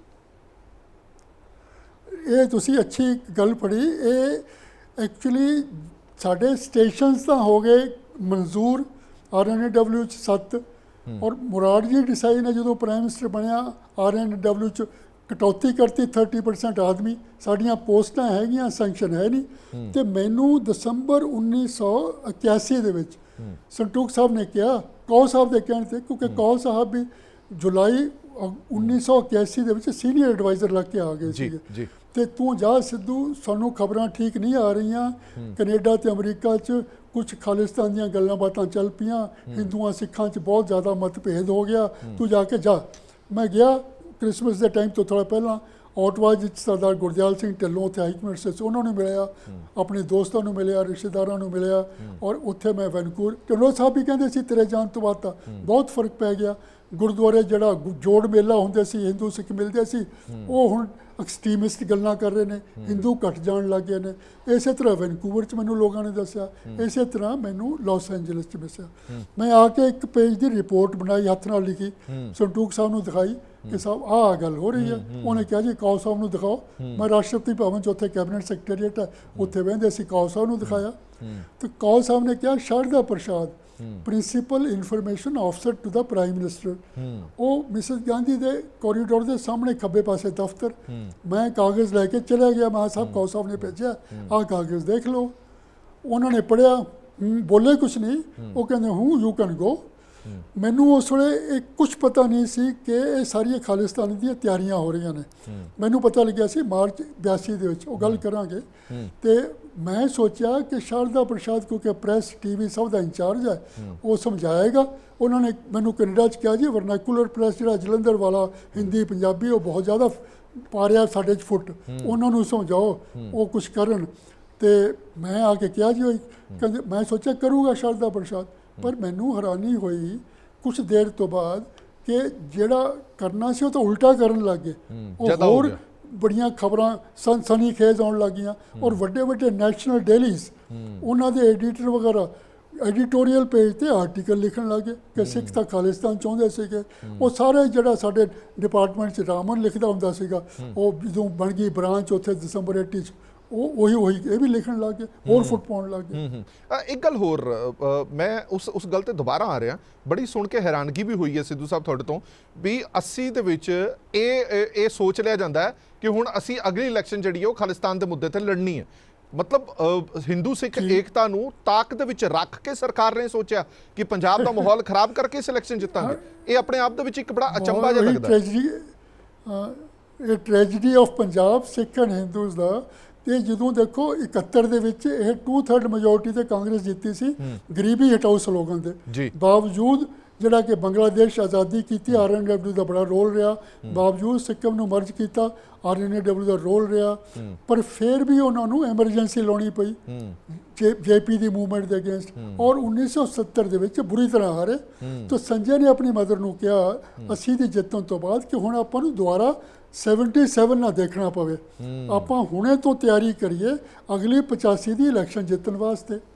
ਔਰ ਉਸ ਨੂੰ ਜਿੱਤਣ ਵਾਸਤੇ ਵਹੀ ਤਰੀਕਾ ਅਪਣਾਈਏ ਜਿਹੜਾ ਕਿ ਆਪਾਂ ਪਹਿਲੇ ਫੇਜ਼ 'ਚ ਕੀਤਾ ਸੀ। ਇੱਥੋਂ ਫੇਜ਼ 2 ਸ਼ੁਰੂ ਹੁੰਦਾ ਹੈ ਔਰ ਖਾਲਿਸਤਾਨ ਭਿੰਡਰਾਂ ਵਾਲੇ ਦਾ ਇਹ ਇਸਤੇਮਾਲ ਕਰਾਂਗੇ, ਦੋਨਾਂ ਚੀਜ਼ਾਂ ਦਾ।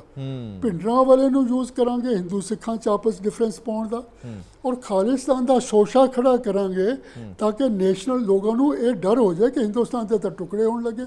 ਔਰ ਅਖੀਰ 'ਚ ਇਸ ਨੂੰ ਇਹੋ ਜਿਹਾ ਸੋਲੂਸ਼ਨ ਕਰਾਂਗੇ ਧਮਾਕਾ ਪਾ ਕੇ ਇਲੈਕਸ਼ਨ ਦੇ ਨੇੜੇ ਆ ਕੇ, ਤਾਂ ਕਿ ਲੋਕ ਕਹਿਣ ਕਿ ਜੀ ਮੁਲਕ ਬਚਾਤਾ ਤੇ ਹਿੰਦੂ ਬਚਾਤੇ, ਸਾਨੂੰ ਵੋਟਾਂ ਪੈ ਜਾਣ ਉੱਥੇ। ਮੈਨੂੰ ਪਰ ਕਦੇ ਇਹ ਉਮੀਦ ਨਹੀਂ ਸੀ ਕਿ ਐਡਾ ਵੱਡਾ ਸਾਕਾ ਕਰਨਗੇ ਜਿਹੜਾ ਕਿ ਉਹਨਾਂ ਨੇ ਬਲੂ ਸਟਾਰ ਦਾ ਕੀਤਾ। ਸਿੱਧੂ ਸਾਹਿਬ ਇੱਕ ਗੱਲ ਦੱਸੋ, ਇਹ ਮਾਹੌਲ ਇੱਥੇ ਤੱਕ ਗਿਆ ਕਿਵੇਂ? ਜੇ ਤੁਹਾਡੀ ਗੱਲ ਤੇ ਅਸੀਂ ਗੌਰ ਕਰੀਏ, ਤੁਸੀਂ ਕਹਿੰਦੇ ਹੋ ਕਿ ਆਪ ਹੀ ਇਹ ਸਾਰਾ ਕੁਝ ਖੜਾ ਕੀਤਾ ਸਰਕਾਰ ਨੇ। ਜੇ ਸਰਕਾਰ ਨੇ ਆਪ ਹੀ ਸਭ ਕੁਝ ਖੜਾ ਕੀਤਾ ਤੇ ਇੰਨੇ ਐਕਸਟ੍ਰੀਮ ਲੈਵਲ ਤੱਕ ਇਹ ਸਾਰੀਆਂ ਚੀਜ਼ਾਂ ਚਲੀਆਂ ਕਿਵੇਂ ਗਈਆਂ? ਉਸ ਤੋਂ ਪਹਿਲਾਂ ਵੀ ਤਾਂ ਇਹ ਸਾਰਾ ਕੁਝ ਵਾਸ਼ ਆਊਟ ਕੀਤਾ ਜਾ ਸਕਦਾ ਸੀਗਾ, ਇਸ ਤੋਂ ਪਹਿਲਾਂ ਵੀ ਸਭ ਕੁਝ ਖਤਮ ਕੀਤਾ ਜਾ ਸਕਦਾ ਸੀਗਾ। 5 ਸਾਲ ਇਹ ਸਭ ਕੁਝ ਇਦਾਂ ਹੀ ਹੋਣ ਦਿੱਤਾ ਗਿਆ। ਇਹ ਤਾਂ ਮੈਂ ਇੱਕ ਚੈਪਟਰ ਆਪਣੀ ਕਿਤਾਬ 'ਚ ਲਿਖਿਆ ਕਿ ਪੰਜਾਬ ਇਨ ਏ ਸਟੇਟ ਆਫ ਕੰਟਰੋਲਡ ਕੇਓਸ, ਤੇ ਉਹਨੂੰ ਕੇਓਸ ਕਰਦੇ ਜਾਓ। ਉਹਨੂੰ ਜਾਰੀ ਕਰਨ ਵਾਸਤੇ 2 ਤਰੀਕੇ ਅਪਣਾਏ ਇਹਨਾਂ ਨੇ ਕਿ 5 ਸਾਲ ਕਿਵੇਂ ਕੱਢੀਏ, 4 ਸਾਲ ਰਾਦਰ। ਇੱਕ ਤਾਂ ਅਕਾਲੀਆਂ ਨਾਲ ਉਹਨਾਂ ਨੇ ਗੱਲਬਾਤ ਸ਼ੁਰੂ ਕਰ ਦਿੱਤੀ। ਮਿਸਿਸ ਗਾਂਧੀ ਨੇ 81 ਦੇ ਵਿੱਚ ਉਹਨਾਂ ਦੀਆਂ ਮੰਗਾਂ ਨੂੰ, ਉਹਨਾਂ ਨੂੰ ਲਟਕਾਓ, ਉਹਨਾਂ ਨੂੰ ਹੌਸਲਾ ਦਿਓ, ਹੋ ਗਿਆ ਹੋ ਗਿਆ ਹੋ ਗਿਆ। ਦੂਸਰੇ ਪਾਸੇ RNAW ਨੂੰ ਕਿਹਾ ਇੱਕ ਕਮਾਂਡੋ ਆਪਰੇਸ਼ਨ ਆਪਣੇ ਤਿਆਰ ਕਰੋ, ਭਿੰਡਰਾਂ ਵਾਲੇ ਨੂੰ ਕਦੇ ਵੀ ਆਪਾਂ ਚੱਕ ਲਾਂਗੇ। ਤੇ ਉਹ ਜਿਹੜੀ ਗੱਲਬਾਤ 5 ਸਾਲ ਤੱਕ 26 ਮਈ ਤੱਕ ਲਾਸਟ 26 ਰਾਊਂਡ ਚੱਲੇ, ਮਗਰ ਉਹਨਾਂ ਨੇ ਕੋਈ ਸੋਲੂਸ਼ਨ ਨਹੀਂ ਕੱਢਣ ਦੀ ਕੋਸ਼ਿਸ਼ ਕੀਤੀ। ਇਧਰ ਜਦੋਂ ਇੱਕ ਕਮਾਂਡੋ ਆਪਰੇਸ਼ਨ ਦੀ ਤਿਆਰੀ ਹੋਈ 19 ਅਪ੍ਰੈਲ 1984, 2 ਮਹੀਨੇ ਪਹਿਲਾਂ, ਜਿਹੜਾ ਸੀ ਬਲੂ ਸਟਾਰ ਦੇ, ਉਹ ਮਿਸਿਸ ਗਾਂਧੀ ਨੇ ਰਿਜੈਕਟ ਕਰ ਦਿੱਤਾ ਕਿ ਬੜੇ ਕੁਝ ਮਰ ਜਾਣਗੇ ਲੋਕ, ਇਹ ਉਹ। ਤੇ ਇਹ ਇਹਨਾਂ ਨੇ ਡੈਲੀਬਰੇਟਲੀ ਲੰਬਾ ਕੀਤਾ। ਔਰ ਦੇਖੋ ਸਭ ਤੋਂ ਵੱਡੀ ਗੱਲ ਇਹ ਹੈ ਕਿ ਤਾਂ ਇਲੈਕਸ਼ਨ ਧਮਾਕਾ ਪਾਉਣਗੇ ਕਿ ਜੀ ਬਚਾਤਾ, ਮੁਲਕ ਬਚਾਤਾ, ਹਿੰਦੂ ਬਚਾਤੇ, ਇਹ ਤਾਂ ਪਿੰਡਾਂ ਵਾਲੇ ਗਏ ਮਰ ਗਏ ਤੇ ਹੁਣ ਤਾਂ ਅਸੀਂ ਬਚ ਗਏ, ਸੇਫ ਹੈ, ਇਲੈਕਸ਼ਨ ਪਾਓ ਵੋਟਾਂ ਤੇ। ਇੱਕ ਗੱਲ ਦੱਸੋ, ਜਿਹੜੀ ਤੁਸੀਂ ਹੁਣ ਕਮਾਂਡੋ ਆਪਰੇਸ਼ਨ ਦੀ ਗੱਲ ਕੀਤੀ ਹੈ, ਕਿ ਵਾਕਈ ਅਜਿਹੀ ਕੋਈ ਗੱਲ ਹੋਈ ਸੀ? ਹਾਲੇ ਤੱਕ ਤਾਂ ਇਹ ਸਿਰਫ ਕਹਾਣੀਆਂ ਹੀ ਕਹਿੰਦੇ ਨੇ ਕਿ ਇਹ ਕਹਾਣੀ ਹੈ ਜੀ, ਇਹਦੇ ਪਿੱਛੇ ਕੋਈ ਸੱਚਾਈ ਨਹੀਂ ਹੈ। ਵਾਕਈ ਕਮਾਂਡੋ ਆਪਰੇਸ਼ਨ ਦੀ ਕੋਈ ਗੱਲ ਹੋਈ ਸੀ? ਜੇ ਉਹ ਕਮਾਂਡੋ ਆਪਰੇਸ਼ਨ ਹੁੰਦਾ ਤਾਂ ਤੁਹਾਡੀ ਨਜ਼ਰ ਦੇ ਵਿੱਚ ਇੰਨਾ ਨੁਕਸਾਨ ਨਾ ਹੁੰਦਾ ਜਿੰਨਾ ਸਾਕਾ ਨੀਲਾ ਤਾਰਾ 'ਚ ਹੋਇਆ? ਪਹਿਲੀ ਗੱਲ ਤਾਂ ਇਹ ਹੈ ਕਿ ਜਦੋਂ ਭਿੰਡਰਾਂ ਵਾਲੇ ਚੌਕ ਮਹਿਤਾ ਤੋਂ ਗੁਰੂ ਨਾਨਕ ਨਿਵਾਸ ਸ਼ਾਇਦ 19 ਜੁਲਾਈ ਨੂੰ 82 ਸ਼ਿਫਟ ਕੀਤੇ, ਜਿੱਦਣ ਅਮਰੀਕ ਸਿੰਘ ਤੇ ਤਾਰਾ ਸਿੰਘ ਫੜੇ ਗਏ। ਉਦੋਂ ਮਹੀਨਾ ਕੁ ਪਹਿਲਾਂ ਮੈਨੂੰ ਸੰਟੂਕ ਸਾਹਿਬ ਨੇ ਬੁਲਾਇਆ ਕਿ ਸਿੱਧੂ ਤੂੰ ਜਾ ਕੇ ਚੌਕ ਮਹਿਤਾ ਗੁਰਦੁਆਰਾ ਦੀ ਕੇਸਿੰਗ ਕਰ। ਕੇਸਿੰਗ ਦਾ ਮਤਲਬ ਨਕਸ਼ਾ ਬਣਾ ਕਿ ਪਿੰਡਾਂ ਵਾਲੇ ਕਿੱਥੇ ਰਹਿੰਦਾ, ਕਿਹੜੇ ਐਕਸੈਸ ਪੁਆਇੰਟ, ਕਿ ਉੱਥੋਂ ਕਮਾਂਡੋ ਆਪਰੇਸ਼ਨ ਨਾਲ ਆਪਾਂ ਚੱਕ ਲਾਂਗੇ ਉੱਥੋਂ।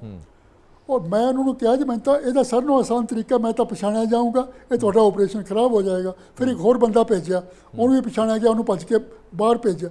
ਪਰ ਉਹ ਜਿਹੜਾ ਸੀ ਉਦੋਂ ਤੋਂ ਸ਼ੁਰੂ ਹੋ ਗਿਆ ਸੀਗਾ। ਪਰ ਹੁਣ ਆਪਾਂ ਸਿੱਧੇ ਚੱਲਦੇ ਹਾਂ ਕਿ ਉਹਨਾਂ ਨੂੰ ਕੌਲ ਸਾਹਿਬ ਜਿਹੜੇ ਸੀ ਉਹ ਸ਼ੁਰੂ ਤੋਂ ਚਾਹੁੰਦੇ ਸੀ ਕਿ ਖਤਮ ਆਸਾਨੀ ਨਾਲ ਹੋ ਜਾਏ, ਇੰਨਾ ਜ਼ਿਆਦਾ ਨਾ ਖੂਨ ਖਰਾਬਾ ਹੋਵੇ। ਤੇ ਉਹਨਾਂ ਨੇ ਮਿਸਿਸ ਗਾਂਧੀ ਦੇ ਅਪਰੂਵਲ 'ਚ ਫਰਵਰੀ ਦੇ ਵਿੱਚ ਇੱਕ ਪਲਾਨ ਕੀਤਾ ਕਿ ਜਦੋਂ ਪਿੰਡ ਚਲੇ ਗਏ ਸੀ, ਪਿੰਡਾਂ ਵਾਲੇ 15 ਦਸੰਬਰ 1983 ਨੂੰ ਅਕਾਲ ਤਖਤ ਸ਼ਿਫਟ ਕਰ ਗਏ ਸੀ, ਉਸ ਪੀਰੀਅਡ ਦੇ ਵਿੱਚ ਉਹ ਤੁਹਾਡੇ ਲੰਗਰ ਦੀ ਛੱਤ ਤੇ ਐਡਰੈਸ ਕਰਦੇ ਸੀ ਲੋਕਾਂ ਨੂੰ ਸ਼ਾਮ ਨੂੰ। 8-10 ਗਨਮੈਨ ਤੁਰਦੇ ਫਿਰਦੇ ਸੀ ਉਹਨਾਂ ਨਾਲ, ਤੇ ਉਹਨਾਂ ਨੇ ਕਿਹਾ ਜੀ ਅਸੀਂ ਉੱਥੋਂ ਚੱਕ ਲਾਂਗੇ। ਇੱਕ SAS ਬਹੁਤ ਵੱਡਾ ਸਪੈਸ਼ਲ ਏਅਰ ਸਰਵਿਸਿਜ਼ ਇੰਗਲੈਂਡ ਦਾ ਹੈ, ਜਿਹੜੀ ਕਿ ਮਦਰ ਆਫ ਆਲ ਕਮਾਂਡੋਜ਼ ਹੁੰਦੀ ਹੈ। ਉਹਨਾਂ ਦਾ ਅਫਸਰ ਬੁਲਾਇਆ, ਉਹਨੇ ਸੁਜੈਸਟ ਕੀਤਾ, ਉਹਨੂੰ ਪਹਿਲਾਂ ਇੱਕ ਬਣਾਇਆ ਗਿਆ ਉਹਦਾ ਇੱਕ ਨਕਸ਼ਾ ਮਾਡਲ ਉੱਥੇ ਸਰਸਾਵਾ 'ਚ, ਬਾਅਦ 'ਚ ਦਿੱਲੀ 'ਚ ਲੈਂਦਾ ਗਿਆ। ਪੂਰਾ ਪਲਾਨ ਕੀਤਾ ਕਿ CRP ਕੋਆਰਡਨ ਕਰ ਲਏਗੀ, ਅਸੀਂ 2 Mi-4 ਹੈਲੀਕਾਪਟਰ 'ਚ ਆਵਾਂਗੇ, ਜਦੋਂ ਪਿੰਡਾਂ ਵਾਲਾ ਉੱਥੇ ਲੈਕਚਰ ਕਰੇਗਾ, ਉਹ ਕਮਾਂਡੋਜ਼ ਨੀਚੇ ਰੋਪ ਇਨ ਕਰਨਗੇ, ਉਹਦੇ ਗਨਮੈਨ ਨੂੰ ਮਾਰ ਲੈਣਗੇ, ਪਿੰਡਾਂ ਵਾਲੇ ਨੂੰ ਫੜ ਕੇ CRP ਦੀ ਮਦਦ ਨਾਲ ਪਿਛਲੇ ਪਾਸੇ ਲੰਗਰ ਤੇ ਗੁਰੂ ਨਾਨਕ ਨਿਵਾਸ ਦੀ ਸੜਕ ਦੇ ਥਰੂ ਲੈ ਜਾਵਾਂਗੇ ਅਸੀਂ। ਤੇ ਉਹਨਾਂ ਨੇ ਮਿਸਿਸ ਗਾਂਧੀ ਨੂੰ ਬਰੀਫ ਕਰਨ ਵਾਸਤੇ ਮੀਟਿੰਗ ਕੀਤੀ 1 ਅਕਬਰ ਰੋਡ ਦੇ ਵਿੱਚ ਅਪ੍ਰੈਲ ਦੇ ਵਿੱਚ, 2 ਮਹੀਨੇ ਪਹਿਲਾਂ, ਸਿਰਫ ਬਲੂ ਸਟਾਰ ਤੋਂ। ਤੇ ਉਹਨਾਂ ਨੇ ਸਮਝਾਇਆ ਕਿ ਹੋ ਜਾ। ਮਿਸਿਸ ਗਾਂਧੀ ਨੇ ਕਿਹਾ ਵੀ ਕਿੰਨੇ ਕੁ ਬੰਦੇ ਮਰਨਗੇ? ਤੇ ਨਗਰਾਨੀ ਸਾਹਿਬ ਡਾਇਰੈਕਟਰ ਜਨਰਲ ਸਿਕਿਉਰਿਟੀ ਸੀ, ਉਹਨਾਂ ਨੇ ਕਿਹਾ ਜੀ ਸਾਡੇ 20% ਕਮਾਂਡੋ ਮਰ ਜਾਣਗੇ, 8 ਕਮਾਂਡੋ 2-4 ਮਰ ਜਾਣਗੇ ਥੋੜ੍ਹਾ। ਤੇ ਕਹਿੰਦੇ ਸਿਵਿਲੀਅਨ, ਉਹ ਕਹਿੰਦੀ ਜੀ ਪਤਾ ਨਹੀਂ, ਪਰ ਸਿਵਿਲੀਅਨ ਵੀ ਤਾਂ ਸਾਰੇ ਤੁਹਾਨੂੰ ਪਤਾ ਹੀ ਆ 300 ਬੰਦੇ ਛੱਤ 'ਤੇ ਹੁੰਦੇ ਸੀਗੇ, ਅੱਧੇ ਤਾਂ ਹੈਲੀਕਾਪਟਰ ਨੂੰ ਦੇਖ ਕੇ ਭੱਜ ਜਾਣਾ ਸੀ। ਮੈਕਸੀਮਮ 25-30 ਤੋਂ ਜ਼ਿਆਦਾ ਨਹੀਂ, ਕਦੇ ਵੀ ਨਹੀਂ ਮਰਨਾ ਸੀਗਾ। ਇੱਥੇ ਤਾਂ 25-30 ਪਰ ਮੈਂ ਲਿਖਿਆ ਹੈ ਕਿ ਇਹ ਅਕਬਰ ਰੋਡ ਦੇ ਲੋਕ ਬੈਠੇ ਉਹਨਾਂ ਨੇ ਮਿਸਿਸ ਗਾਂਧੀ ਨੂੰ ਕਿਹਾ ਹੋਣਾ ਕਿ ਇਹੋ ਜਿਹੀ ਚੀਜ਼ ਬਿਲਕੁਲ ਨਾ ਮੰਨੀ, ਅਸੀਂ ਜਿਉਂਦੇ ਭਿੰਡਰਾਂ ਵਾਲੇ ਤੋਂ ਕੀ ਲੈਣਾ, ਉਹ ਤਾਂ ਸਾਰਾ ਉਹਨੂੰ ਫੜ ਕੇ ਤਾਂ ਕੋਈ ਫਾਇਦਾ ਨਹੀਂ, ਉਹ ਤਾਂ ਸਾਡੇ ਖਿਲਾਫ ਬੋਲੂਗਾ। ਤੇ ਉਹਨਾਂ ਨੂੰ ਇਸ ਵੇਲੇ ਭਿੰਡਰਾਂ ਵਾਲੇ ਨੂੰ ਜਿਉਂਦਾ ਫੜਨ ਦਾ ਕੁਝ ਨਹੀਂ ਸੀ, ਉਹੀ ਜਾ ਕੇ ਅੱਗੇ ਬਲੂ ਸਟਾਰ 'ਚ ਹੋਇਆ। ਭਿੰਡਰਾਂ ਵਾਲੇ ਨੂੰ ਜਿਉਂਦਾ ਫੜਨ ਦਾ ਖਤਮ ਹੋ ਚੁੱਕਿਆ ਸੀ ਟਾਈਮ। ਇੱਕ ਗੱਲ ਸਿੱਧੂ ਸਾਹਿਬ ਜਿਹੜੀ ਵਾਰ-ਵਾਰ ਗੱਲ ਆਉਂਦੀ ਹੈ, ਤੁਹਾਡੀ ਗੱਲ ਤੋਂ ਵੀ ਮੈਨੂੰ ਇੱਕ ਗੱਲ ਨਿਕਲੀ ਹੈ ਕਿ ਬੜੀਆਂ ਸਾਰੀਆਂ ਚੀਜ਼ਾਂ ਇਹ ਵੀ ਸੀਗੀਆਂ ਕਿ ਫੋਰਨ ਕੰਟਰੀਜ਼ ਨੇ ਵੀ ਆਪਰੇਸ਼ਨ ਬਲੂ ਸਟਾਰ ਨੂੰ ਕਰਨ ਦੇ ਵਿੱਚ ਸਹਿਯੋਗ ਦਿੱਤਾ। ਹੁਣੇ ਤੁਸੀਂ SAS ਦੀ ਗੱਲ ਕੀਤੀ ਹੈ ਕਿ ਵਾਕਈ ਅਜਿਹੀ ਗੱਲ ਹੋਈ ਸੀਗੀ ਕਿ ਬਾਹਰੋਂ, ਕਿਉਂਕਿ ਮਾਰਗਰਟ ਥ੍ਰੈਚਰ ਹੋਰਾਂ ਦਾ ਵੀ ਇੱਕ ਬਿਆਨ ਆਇਆ ਸੀਗਾ ਕਿ ਅਸੀਂ ਹੈਲਪ ਕੀਤੀ ਸੀਗੀ ਆਪਰੇਸ਼ਨ ਬਲੂ ਸਟਾਰ ਲਈ। ਇਹਦੇ 'ਚ ਨਹੀਂ ਹੈ, ਗਲਤ ਹੈ। ਮੈਂ ਇੱਕ ਚੈਪਟਰ ਲਿਖਿਆ 9 ਜਾਂ 8ਵਾਂ ਚੈਪਟਰ ਆਪਰੇਸ਼ਨ ਸਨਡਾਊਨ, ਉਹਦੇ 'ਚ ਬਿਲਕੁਲ ਕਲੀਅਰ ਗੱਲ ਹੈ ਕਿ ਆਇਆ ਸੀ SAS ਦਾ ਬੰਦਾ, ਔਰ ਉਹ ਸਿਰਫ ਇਹ RNAW ਦਾ SFF ਕਮਾਂਡੋ ਆਪਰੇਸ਼ਨ ਦੀ ਐਡਵਾਈਸ 'ਚ ਆਇਆ। ਪਰ ਲੋਕਾਂ ਦੇ ਮਨ 'ਚ ਕਨਫਿਊਜ਼ਨ ਇਹ ਹੋ ਗਿਆ, ਮੈਂ ਨਿਗਰਾਨੀ ਸਾਹਿਬ ਨਾਲ ਪਰਸਨਲ ਗੱਲ ਕੀਤੀ ਕਿਤਾਬ ਤੋਂ ਪਹਿਲਾਂ, ਜਿਹੜੇ ਇੰਚਾਰਜ ਸੀ ਇਸ ਦੇ, ਉਹਨਾਂ ਨੇ ਕਿਹਾ ਕਿ ਜਨਰਲ ਸੁੰਦਰ ਜੀ ਨੇ, ਵੈਦਿਆ ਨੇ ਸਾਨੂੰ ਬਲੂ ਸਟਾਰ ਤੋਂ 10-15 ਦਿਨ ਪਹਿਲਾਂ ਕਿਹਾ ਕਿ ਹੋ ਸਕਦਾ ਇਹ ਆਪਰੇਸ਼ਨ ਸਾਨੂੰ ਤੁਹਾਡੇ ਕਮਾਂਡੋਜ਼ ਦੀ ਲੋੜ ਪਵੇ। ਅਸੀਂ 100 ਕਮਾਂਡੋ ਦਿੱਤੇ ਉਹਨਾਂ ਨੂੰ, ਔਰ ਉਹ ਕਮਾਂਡੋ ਦੇ ਇੱਕ ਸਿਵਲੀਅਨ EMPLOYE ਨੂੰ 3 ਦਿਨ ਦਾੜੀ ਵਾਲੇ ਨੂੰ ਸਿੱਖ ਦੇ ਰੂਪ 'ਚ ਭੇਜਿਆ ਗਿਆ ਗੋਲਡਨ ਟੈਂਪਲ 'ਚ। ਉਹਨੇ ਅਕਾਲ ਤਖਤ ਜਾ ਕੇ ਸਾਰੀਆਂ ਦਾ ਨਕਸ਼ਾ ਬਣਾਇਆ, ਕਿੰਨੀਆਂ ਗਨ ਪੋਜੀਸ਼ਨ ਨੇ, ਕਿੰਨੇ ਬੰਦੇ ਅੰਦਰ ਨੇ ਉਹਦੇ 'ਚ ਅਕਾਲ ਤਖਤ 'ਚ, ਕੀ ਕੁਛ ਹੋ ਸਕਦਾ। ਉਹ ਨਕਸ਼ਾ ਜਿਹੜਾ ਸੀ, ਜਿਹੜਾ ਕਮਾਂਡੋ ਦਾ CEO ਸੀਗਾ, ਉਹਨੇ ਬਰਾੜ ਨੂੰ ਦਿੱਤਾ। ਔਰ ਦੇਖੋ ਕਮਾਂਡੋਜ਼ ਦੇ CEO ਨੇ ਕਿਹਾ ਕਿ ਸਭ ਤੋਂ ਵੱਡੀ ਖੂਬੀ ਕਮਾਂਡੋ ਦੀ ਹੁੰਦੀ ਹੈ ਸਟੈਲਥ ਐਂਡ ਸਰਪ੍ਰਾਈਜ਼। ਇਸ ਕਰਕੇ ਆਪਾਂ ਜਿਹੜਾ ਅਕਾਲ ਤਖਤ ਪਿਛਲੇ ਪਾਸੇ ਗਲੀ ਹੈ ਉਹਦੇ ਥੋੜ੍ਹਾ ਜਿਹਾ ਸੁਰਾਖ ਕਰ ਲਾਂਗੇ, ਔਰ ਉਹਦੇ ਅੰਦਰ ਸਟਨ ਗ੍ਰਨੇਡ ਸਿੱਟ ਕੇ ਬੇਹੋਸ਼ ਕਰਕੇ ਸਾਰੇ ਫੜ ਲਾਂਗੇ। ਤੇ ਜਨਰਲ ਬਰਾੜ ਨੇ ਕਿਹਾ ਜੀ we can not tolerate, damage ਨਹੀਂ ਹੋ ਸਕਦੀ ਅਕਾਲ ਤਖਤ ਨੂੰ, ਵੀ ਉਹ ਤਾਂ ਸਾਰੇ ਜਿੰਦਾ ਫੜੇ ਜਾਂਦੇ। ਬਾਅਦ ਵਿੱਚ ਇਹਨਾਂ ਨੂੰ ਉਹੀ ਅਕਾਲ ਤਖਤ ਢਾਹ ਲਿਆ ਉਹਨਾਂ ਨੇ। ਕਹਿੰਦੇ ਕਿ ਅਕਾਲ ਤਖਤ ਨੂੰ ਨੁਕਸਾਨ ਨਹੀਂ ਪਹੁੰਚਾਉਣਾ, ਅਕਾਲ ਤਖਤ ਪੂਰਾ ਢਹਿ-ਢੇਰੀ ਕਰ ਦਿੱਤਾ। ਜੇ ਕਮਾਂਡੋ ਆਪਰੇਸ਼ਨ ਹੁੰਦਾ ਤਾਂ ਸ਼ਾਇਦ ਅਕਾਲ ਤਖਤ ਸਾਹਿਬ ਬਚ ਜਾਂਦਾ। ਇੱਕ ਹੋਰ ਗੱਲ ਕੁਛ ਨਹੀਂ, ਹਾਂਜੀ ਜੀ ਪਰ ਇਹੀ ਕਮਾਂਡੋ ਨੂੰ ਅਨਫੋਰਚੂਨੇਟਲੀ ਫਰੰਟਲ ਅਟੈਕ ਕਰਵਾ ਦਿੱਤਾ, ਉਹਦੇ 'ਚ 80% ਕਮਾਂਡੋ ਮਰ ਗਏ ਇਹ ਵਿਚਾਰੇ। ਬਿਲਕੁਲ। ਇੱਕ ਗੱਲ ਮੈਂ ਸਿੱਧੂ ਸਾਹਿਬ ਤੁਹਾਡੇ ਤੋਂ ਸਮਝਣਾ ਚਾਹੁੰਦਾ, ਤੁਸੀਂ ਹੁਣੇ ਇੱਕ ਵਾਰ ਫਿਰ 2-3 ਵਾਰ ਜ਼ਿਕਰ ਕੀਤਾ 1 ਅਕਬਰ ਰੋਡ ਤੇ ਜਿਹੜੀ ਲੀਡਰਸ਼ਿਪ ਸੀਗੀ ਉਹੀ ਸਭ ਕੁਝ ਕਮਾਂਡ ਕਰਦੀ ਸੀ, ਔਰ ਬੜੀਆਂ ਸਾਰੀਆਂ ਗੱਲਾਂ ਇਹ ਵੀ ਸਾਨੂੰ ਸਮਝ ਦੇ ਵਿੱਚ ਆਈਆਂ ਕਿ ਸੁਣਨ ਦੇ ਵਿੱਚ ਵੀ, ਤੁਹਾਡੀ ਕਿਤਾਬ ਦੇਖਣ ਦੇ ਵਿੱਚ ਵੀ ਸਮਝ ਆਉਂਦੀ ਹੈ ਕਿ ਜਦੋਂ ਆਪਰੇਸ਼ਨ ਬਲੂ ਸਟਾਰ ਸ਼ੁਰੂ ਕੀਤਾ ਗਿਆ ਤਾਂ ਸਾਰੀ ਕਮਾਂਡਿੰਗ ਜਿਹੜੀ ਹੋ ਰਹੀ ਸੀ ਉਹ 1 ਅਕਬਰ ਰੋਡ ਤੋਂ ਹੋ ਰਹੀ ਸੀ। ਉਦੋਂ ਜਨਰਲ ਬਰਾੜ ਵਾਰ-ਵਾਰ ਗੱਲਾਂ ਕਰ ਰਹੇ ਸੀਗੇ, 1 ਅਕਬਰ ਰੋਡ ਤੋਂ ਹੀ ਸ਼ਾਇਦ ਦਿਸ਼ਾ ਨਿਰਦੇਸ਼ ਮਿਲ ਰਹੇ ਸੀ, ਉਹਨੂੰ ਫੋਲੋ ਕੀਤਾ ਜਾ ਰਿਹਾ ਸੀ।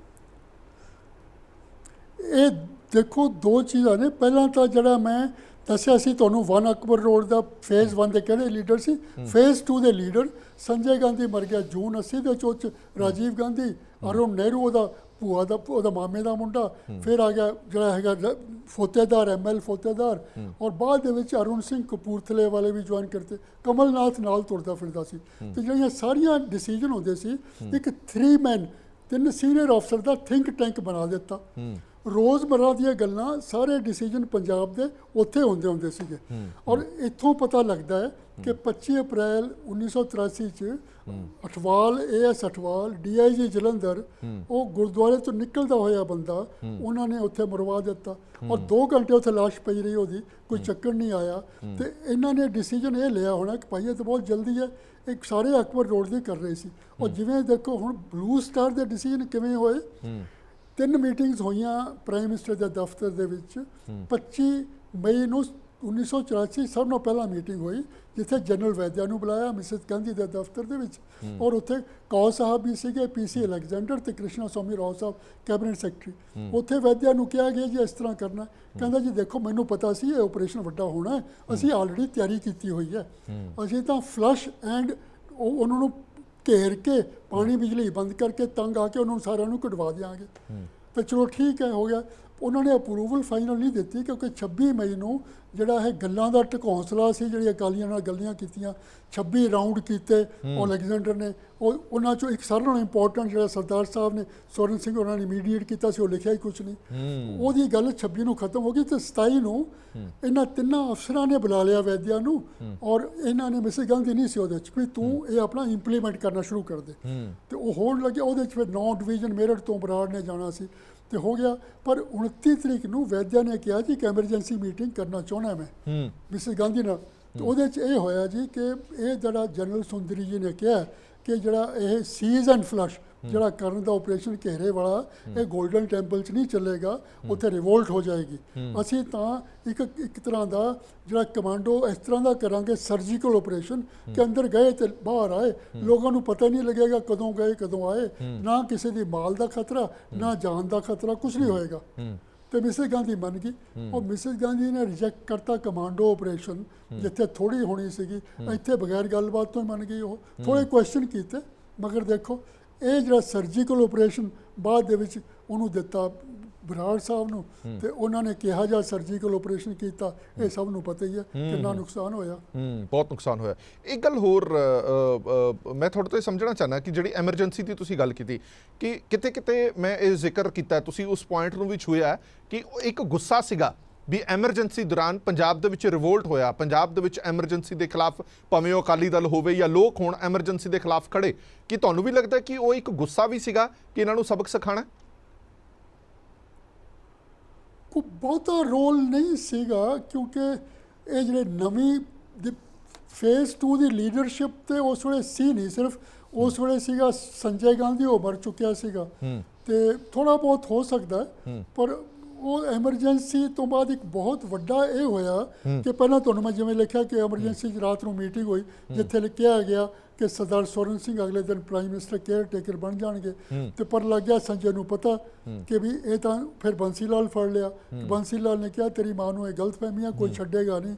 ਉਹ ਐਮਰਜੈਂਸੀ ਸਵੇਰੇ ਡਿਕਲੇਅਰ ਕਰ ਦਿੱਤੀ। ਮੈਂ ਇਹ ਵੀ ਲਿਖਿਆ ਹੈ ਕਿ ਐਮਰਜੈਂਸੀ ਤੋਂ ਬਾਅਦ ਫੈਮਿਲੀ ਬਿਫੋਰ ਨੇਸ਼ਨ ਦਾ ਜਿਹੜਾ ਪ੍ਰਿੰਸੀਪਲ ਸੀ ਮਿਸਿਸ ਗਾਂਧੀ ਦਾ, ਉਹਨੇ ਅਡਾਪਟ ਕਰ ਲਿਆ। ਨੇਸ਼ਨ ਭਾਵੇਂ ਕਿਤੇ ਜਾਵੇ, ਫੈਮਿਲੀ ਅੱਗੇ ਰਹਿਣੀ ਚਾਹੀਦੀ ਹੈ। ਸਿੱਧੂ ਸਾਹਿਬ, ਇੱਕ ਗੱਲ ਹੋਰ, ਮੈਂ ਤੁਸੀਂ ਕਿਤਾਬ ਦੇ ਵਿੱਚ ਲਿਖਿਆ ਕਿ ਮੈਨੂੰ ਇੱਕ ਵਾਰ ਇਹ ਮਹਿਸੂਸ ਹੋਇਆ ਕਿ ਮੈਨੂੰ ਮਿਸਯੂਜ਼ ਕੀਤਾ ਜਾ ਰਿਹਾ, ਇੱਕ ਪਾਰਟੀ ਵੱਲੋਂ, ਇੱਕ ਪਰਿਵਾਰ ਵੱਲੋਂ ਯੂਜ਼ ਕੀਤਾ ਜਾ ਰਿਹਾ। ਤੁਹਾਨੂੰ ਇਹ ਕਦੋਂ ਮਹਿਸੂਸ ਹੋਇਆ ਤੇ ਉਸ ਤੋਂ ਬਾਅਦ ਤੁਹਾਡਾ ਪ੍ਰਤੀਕਰਮ ਕੀ ਸੀ? ਇਹ ਮੈਂ 3 ਵਾਰੀ ਅਮਰੀਕਾ ਮੈਨੂੰ ਭੇਜਿਆ ਗਿਆ। ਪਹਿਲੀ ਵਾਰੀ ਮੈਂ ਦੱਸਦਾ ਤੁਹਾਨੂੰ ਦਸੰਬਰ 81 ਦੇ ਵਿੱਚ ਸੂਹ ਲੈਣ ਵਾਸਤੇ, 2 ਵਾਰੀ ਮੈਨੂੰ ਮਿਸਿਸ ਗਾਂਧੀ ਦੀ ਜਾਨ ਬਚਾਉਣ ਵਾਸਤੇ। ਇੱਕ ਵਾਰੀ ਤਾਂ 80 ਦੇ ਵਿੱਚ ਜੁਲਾਈ ਅਗਸਤ ਦੇ ਵਿੱਚ ਉੱਥੇ 82 'ਚ ਸਟੇਟ ਵਿਜ਼ਿਟ ਤੇ ਗਏ ਸੀ ਮਿਸਿਸ ਗਾਂਧੀ, ਉੱਥੇ ਕੁਈਨਸ ਗੁਰਦੁਆਰੇ 'ਚ ਮੀਟਿੰਗ ਹੋਣੀ ਸੀ। ਇਹ ਮੈਂ ਸਾਰਾ ਕੁਝ ਲਿਖਿਆ ਉੱਥੇ, ਮੈਂ ਦੁਹਰਾਉਣਾ ਨਹੀਂ ਚਾਹੁੰਦਾ। ਤੀਸਰੀ ਵਾਰੀ ਸਤੰਬਰ ਦੇ ਵਿੱਚ ਉੱਥੇ UN ਸੈਸ਼ਨ ਐਡਰੈਸ ਕਰਨਾ ਸੀ ਮਿਸਿਸ ਗਾਂਧੀ ਨੇ। ਉੱਥੋਂ ਟੋਰਾਂਟੋ ਦੇ 2 ਬੱਸਾਂ ਆਈਆਂ, ਸਿੱਖ ਆਏ ਜਿੱਦਣ UN ਦਾ ਐਡਰੈਸ ਸੀਗਾ।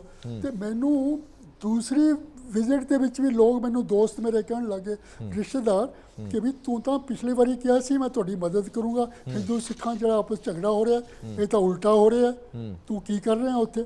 ਤੀਸਰੀ ਵਿਜ਼ਿਟ ਤੇ ਤਾਂ ਮੈਨੂੰ ਉਹ ਅਕਿਊਜ਼ ਕਰਨ ਲੱਗੇ, ਤੂੰ ਤਾਂ ਇੱਥੇ ਸਾਡੀ ਸੂਹ ਲੈ ਰਿਹਾ, ਇੰਟੈਲੀਜੈਂਸ ਲੈ ਕੇ ਸਾਡੇ ਖਿਲਾਫ ਹੀ ਕੰਮ ਕਰਵਾ ਰਿਹਾ।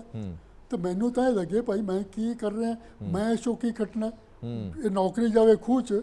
ਮੈਂ ਇਹ ਤਾਂ ਨਹੀਂ ਕਹਿਣਾ ਚਾਹੁੰਦਾ ਕਿ ਮੈਂ ਸਿੱਖਾਂ ਦਾ ਨੁਕਸਾਨ ਕਰ ਰਿਹਾ ਜਾਂ ਪੰਜਾਬੀਆਂ ਦਾ ਨੁਕਸਾਨ ਕਰ ਰਿਹਾ। ਤੇ ਉਹ ਮੀਟਿੰਗ ਜਦੋਂ ਮੈਂ ਖਤਮ ਹੋ ਗਈ, ਉਹ UN ਦੀ ਮੀਟਿੰਗ ਚੰਗੀ ਲੰਘ ਗਈ, ਮੈਂ ਰਾਹ 'ਚ ਆਉਂਦਾ ਜੋ ਪਲੇਨ 'ਚ ਇਹ ਸੋਚਣ ਲੱਗ ਗਿਆ ਕਿ ਵੀ ਜੇ ਇਸ ਤਰ੍ਹਾਂ ਦਾ ਰਿਹਾ, ਮੈਨੂੰ ਲੱਗਦਾ ਕਿ ਮੈਂ ਜਿਹੜਾ ਕਰ ਰਿਹਾ ਇਹ ਸਿਰਫ ਇੱਕ ਬੰਦੇ ਵਾਸਤੇ, ਮਿਸਿਸ ਗਾਂਧੀ, ਔਰ ਇੱਕ ਫੈਮਿਲੀ ਜਿਹੜੀ ਕਿ ਨਹਿਰੂ ਗਾਂਧੀ ਫੈਮਿਲੀ, ਔਰ ਇੱਕ ਪਾਰਟੀ ਜਿਹੜੀ ਕਾਂਗਰਸ ਪਾਰਟੀ ਦੇ ਫਾਇਦੇ ਵਾਸਤੇ ਕਰ ਰਿਹਾ।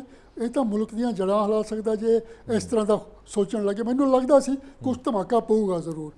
ਤੇ ਆ ਕੇ ਮੈਂ ਜਦੋਂ ਅਗਲੇ ਦਿਨ ਸਕਸੈਨਾ ਸਾਹਿਬ ਨੂੰ ਮਿਲਿਆ, ਉਸ ਵੇਲੇ ਸਕਸੈਨਾ ਬਣ ਗਏ ਸੀ ਡਾਇਰੈਕਟਰ। ਬਾਅਦ 'ਚ ਜਿਹੜੇ ਸਕਸੈਨਾ, ਗੈਰੀ ਸਕਸੈਨਾ ਜੰਮੂ ਕਸ਼ਮੀਰ ਦੇ ਗਵਰਨਰ ਵੀ ਰਹੇ 2 ਟਰਮ। ਬਿਲਕੁਲ, ਉਹ ਮੈਂ ਉਹਨਾਂ ਦੇ ਕੋਲ ਗਿਆ, ਉਹ ਮੈਂ ਜਦੋਂ ਐਂਟਰੀ ਕੀਤਾ ਉਹ ਖੜੇ ਹੋ ਗਏ, ਕੰਗ੍ਰੈਚੁਲੇਸ਼ਨ। ਮੈਂ UP ਤੋਂ ਜਾਣਦਾ ਸੀ ਉਹਨਾਂ ਨੂੰ, ਕਾਡਰਿਕ ਸੀ, ਵੱਡੇ ਬ੍ਰਦਰ ਦੀ ਤਰ੍ਹਾਂ ਸਮਝਦਾ ਸੀ ਉਹਨਾਂ ਨੂੰ। ਦਫ਼ਤਰ ਤੋਂ ਬਾਹਰ, ਦਫ਼ਤਰ ਤਾਂ ਮੇਰਾ ਬੌਸ ਸੀਗਾ, ਤੇ ਮੈਨੂੰ ਕਹਿੰਦੇ well done, you have done this thing, now you go to Bangkok station chief. Bangkok ਬਹੁਤ ਇੰਪੋਰਟੈਂਟ ਸਾਊਥ ਏਸ਼ੀਆ ਦਾ ਸਟੇਸ਼ਨ ਚੀਫ ਹੈ। ਮੈਂ ਉਹਨੂੰ ਕਿਹਾ sir I am not going anywhere, ਮੈਂ ਨਹੀਂ ਜਾਣਾ ਕਿਤੇ। ਮੈਨੂੰ ਇਹ ਲੱਗਦਾ ਕਿ ਅਗਲੇ ਸਾਲ ਤੋਂ ਪਹਿਲਾਂ ਕੋਈ ਧਮਾਕਾ ਪਊ, ਉਸ ਵੇਲੇ ਮੈਂ ਹਿੰਦੁਸਤਾਨ 'ਚ ਆਉਣਾ ਚਾਹੁੰਦਾ। ਔਰ ਦੂਸਰੀ ਚੀਜ਼ ਮੈਨੂੰ ਇਹ ਲੱਗਦਾ ਹੈ ਕਿ ਤੁਸੀਂ ਮੈਨੂੰ ਇੱਕ ਪਾਰਟੀ, ਇੱਕ ਬੰਦਾ ਤੇ ਇੱਕ ਫੈਮਿਲੀ ਦੇ ਯੂਜ਼ ਵਾਸਤੇ ਯੂਜ਼ ਕਰ ਰਹੇ ਹੋ ਔਰ ਜਿਹੜਾ ਕਰ ਰਹੇ ਹੋ ਉਹ ਮੁਲਕ ਦੇ ਵਾਸਤੇ ਖਰਾਬ ਹੋਏਗਾ।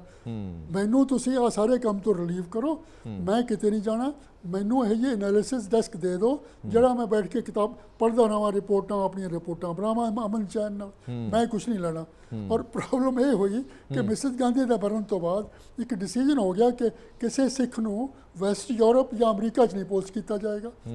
ਮੈਂ ਜਿਹੜਾ ਬੰਦਾ ਇਹਨਾਂ ਨੂੰ ਪੋਸਟਾਂ ਕਰਦਾ ਹੁੰਦਾ ਸੀਗਾ, ਮੈਨੂੰ ਮੈਂ ਜਾਣਾ ਨਹੀਂ ਚਾਹੁੰਦਾ ਸੀ, ਪਰ ਮੈਨੂੰ ਸਿੱਖ ਇਹ ਲੱਗਿਆ ਕਿ ਇਹ ਕੰਡੀਸ਼ਨ ਨਹੀਂ ਹੋਣੀ ਚਾਹੀਦੀ ਸਿਲੈਕਸ਼ਨ ਦੀ। ਜਦੋਂ ਤੱਕ ਤੁਸੀਂ ਚੇਂਜ ਨਹੀਂ ਕਰਾਓ ਮੈਂ ਗਿਆ ਨਹੀਂ, 10 ਸਾਲ ਮੈਂ ਗਿਆ ਹੀ ਨਹੀਂ। ਵੇਰਾ ਜਦੋਂ ਕਿ ਲੋਕ RNW ਚ ਆਉਂਦੇ ਨੇ, ਇੱਕ ਅਟਰੈਕਸ਼ਨ ਫੋਰਨ ਪੋਸਟਿੰਗ ਦੀ ਹੁੰਦੀ ਹੈ। ਇਹ ਮੈਂ ਲਿਖਿਆ ਸਾਰਾ ਕੁਝ। ਸਿੱਧੂ ਸਾਹਿਬ ਇੱਕ ਗੱਲ ਹੋਰ ਮੈਂ ਸਮਝਣਾ ਚਾਹੁੰਦਾ ਕਿ ਤੁਸੀਂ ਇਹ ਥਾਵਾਂ ਤੇ ਲਿਖਿਆ ਕਿ ਲਿੰਗਰ ਔਨ ਕੀਤਾ ਗਿਆ, ਗੱਲਬਾਤ ਨੂੰ ਵੀ ਲਿੰਗਰ ਔਨ ਕੀਤਾ ਗਿਆ, ਜੋ ਹਾਲਾਤ ਬਣੇ ਸੀ ਉਹਨਾਂ ਨੂੰ ਵੀ ਲਿੰਗਰ ਔਨ ਕੀਤਾ ਗਿਆ।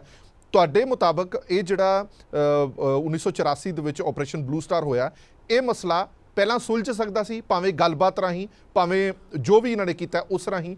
ਇਹ ਮਸਲਾ 1.5 ਸਾਲ 2 ਸਾਲ ਪਹਿਲਾਂ ਵੀ ਇਹ ਸੁਲਝ ਸਕਦਾ ਸੀ। ਲਿੰਗਰ ਔਨ ਸਿਰਫ ਇਸ ਲਈ ਕੀਤਾ ਗਿਆ ਕਿਉਂਕਿ 85 ਚ ਦਾ ਫਾਇਦਾ ਹੋਵੇ ਇਲੈਕਸ਼ਨ 'ਚ। ਇਹ ਮੈਂ ਕਿਤਾਬ 'ਚ ਵੀ ਲਿਖਿਆ, ਤੁਸੀਂ ਪੜ੍ਹਿਆ ਹੋਣਾ ਕਿ ਨਵੰਬਰ 82 ਦੇ ਵਿੱਚ ਪਿੰਡਰਾਂ ਵਾਲੇ ਆ ਗਏ।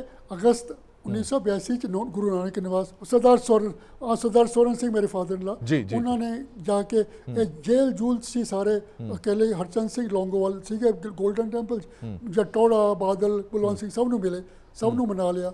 ਉਸ ਪੀਰੀਅਡ 'ਚ ਪਿੰਡਰਾਂ ਵਾਲੇ ਨੂੰ ਵੀ ਮਿਲੇ। ਉਹ ਕੁਲਦੀਪ ਨਾਇਰ ਆਪਣੀ ਕਿਤਾਬ 'ਚ ਲਿਖਦਾ ਕਿ ਇੱਕ ਦਿਨ ਮੈਂ ਬੈਠਾ ਸੀ ਪਿੰਡਰਾਂ ਵਾਲੇ ਕੋਲ, ਉਹ ਸਰਦਾਰ ਸੋਰਨ ਸਿੰਘ ਆਏ, ਐਡੇ ਵੱਡੇ ਲੀਡਰ, ਉਹ ਪੁੰਜੇ ਬਹਿ ਗਏ। ਮੈਂ ਉਹਨਾਂ ਨੂੰ ਕਿਹਾ ਜੀ ਕੁਰਸੀ ਤੋਂ ਆ ਜਾਓ। ਉਹਨਾਂ ਨੇ ਕਿਹਾ ਜੀ ਐਡੇ ਵੱਡੇ ਸੰਤ ਦੇ ਸਾਹਮਣੇ ਮੇਰਾ ਤਾਂ ਸਥਾਨ ਜ਼ਮੀਨ 'ਤੇ ਹੀ ਹੈ। ਉਹਨੇ ਇਹ ਸ਼ੋਅ ਕੀਤਾ ਨਾਇਰ ਨੇ, ਕੁਲਦੀਪ ਨੇ, ਕਿ ਐਡੇ ਐਡੇ ਵੱਡੇ ਬੰਦੇ ਲੀਡਰ ਡਰਦੇ ਸੀ, ਪਰ ਡਰਦੇ ਥੋੜ੍ਹਾ ਸੀ। ਉਹਨਾਂ ਨੇ ਤਾਂ ਪਿੰਡਾਂ ਵਾਲੇ ਤੋਂ ਕੁਝ ਕੰਸੈਸ਼ਨ ਲੈਣਾ ਸੀ। ਜਦੋਂ ਸਾਰੇ ਚਲੇ ਗਏ ਫਿਰ ਸਰਦਾਰ ਸਾਹਿਬ ਨੂੰ ਕੁਰਸੀ 'ਤੇ ਬਹਿ ਗਏ ਔਰ ਪਹਿਲੀ ਗੱਲ ਕੀਤੀ ਪਿੰਡਾਂ ਵਾਲੇ ਨੂੰ ਕਿ ਦੇਖ ਤੂੰ ਇਹ ਸੋਚਦਾ ਕਿ ਤੇਰੇ ਮੋਟਰਸਾਈਕਲ ਰਾਈਡਰ ਇੱਥੇ ਰੈਵੋਲਿਊਸ਼ਨ ਲਿਆ ਦੇਣਗੇ ਜਾਂ ਖਾਲਿਸਤਾਨ, ਤੂੰ ਗਲਤਫਹਿਮੀ ਹੈ। ਮੈਨੂੰ ਤਾਂ ਸਮਝ ਨਹੀਂ ਆਉਂਦੀ, ਜੇ ਸਰਕਾਰ ਚਾਹਵੇ ਤੈਨੂੰ 2 ਦਿਨਾਂ 'ਚ ਖਤਮ ਕਰ ਸਕਦੀ ਹੈ, ਤੈਨੂੰ ਖਤਮ ਕੀਤਾ ਕਿਉਂ ਨਹੀਂ?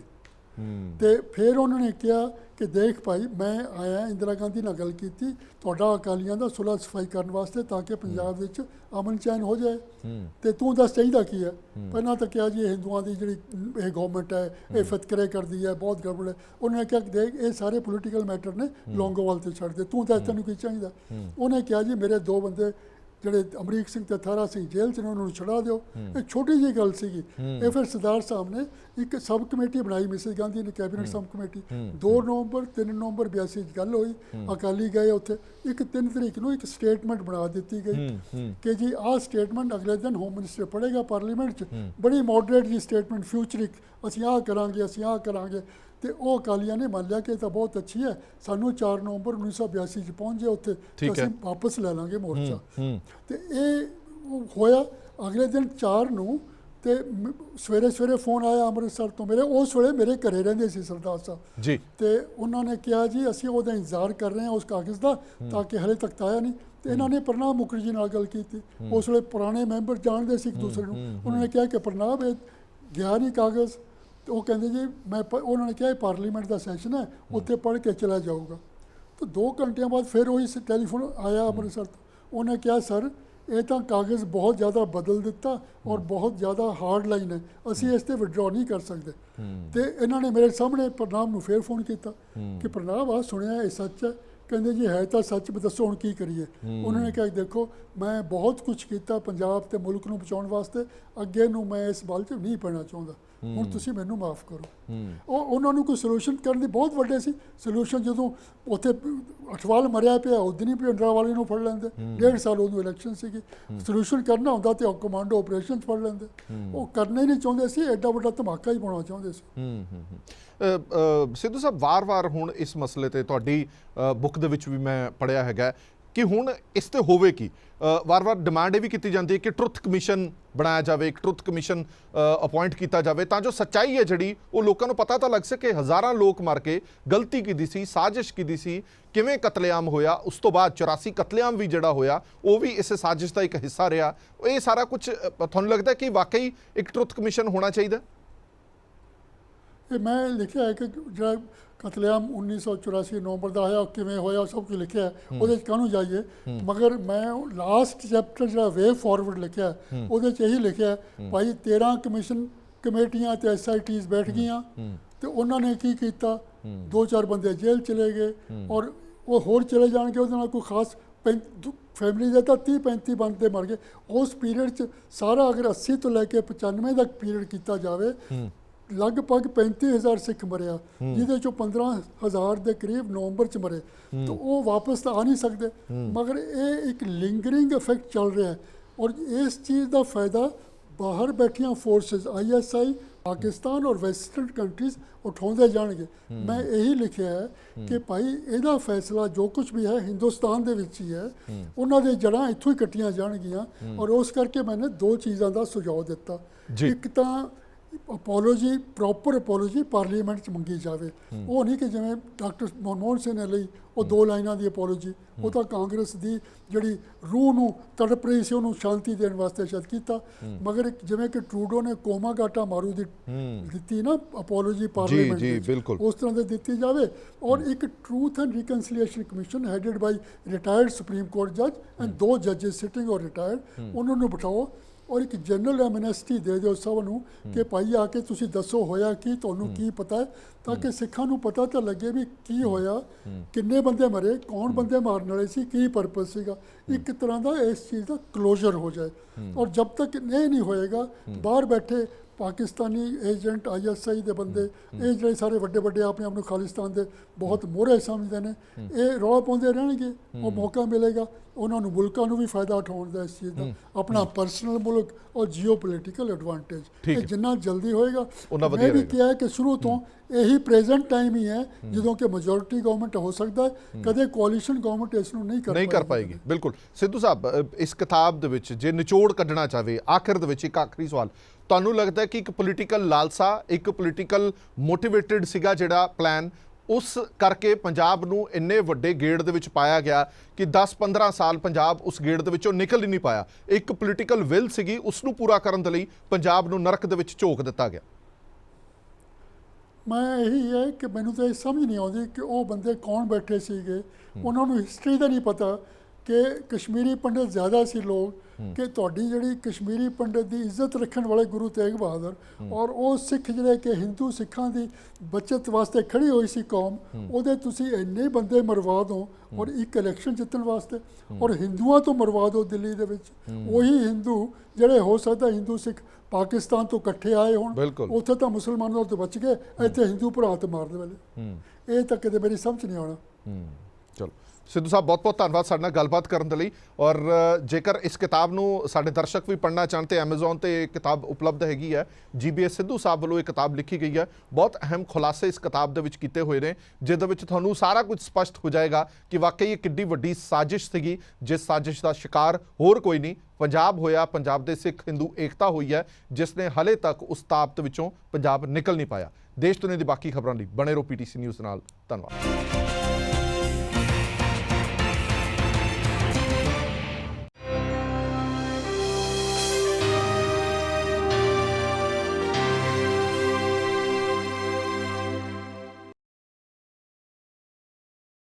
Presented by KEI wires and cables. Her tension सहे चलती रहे।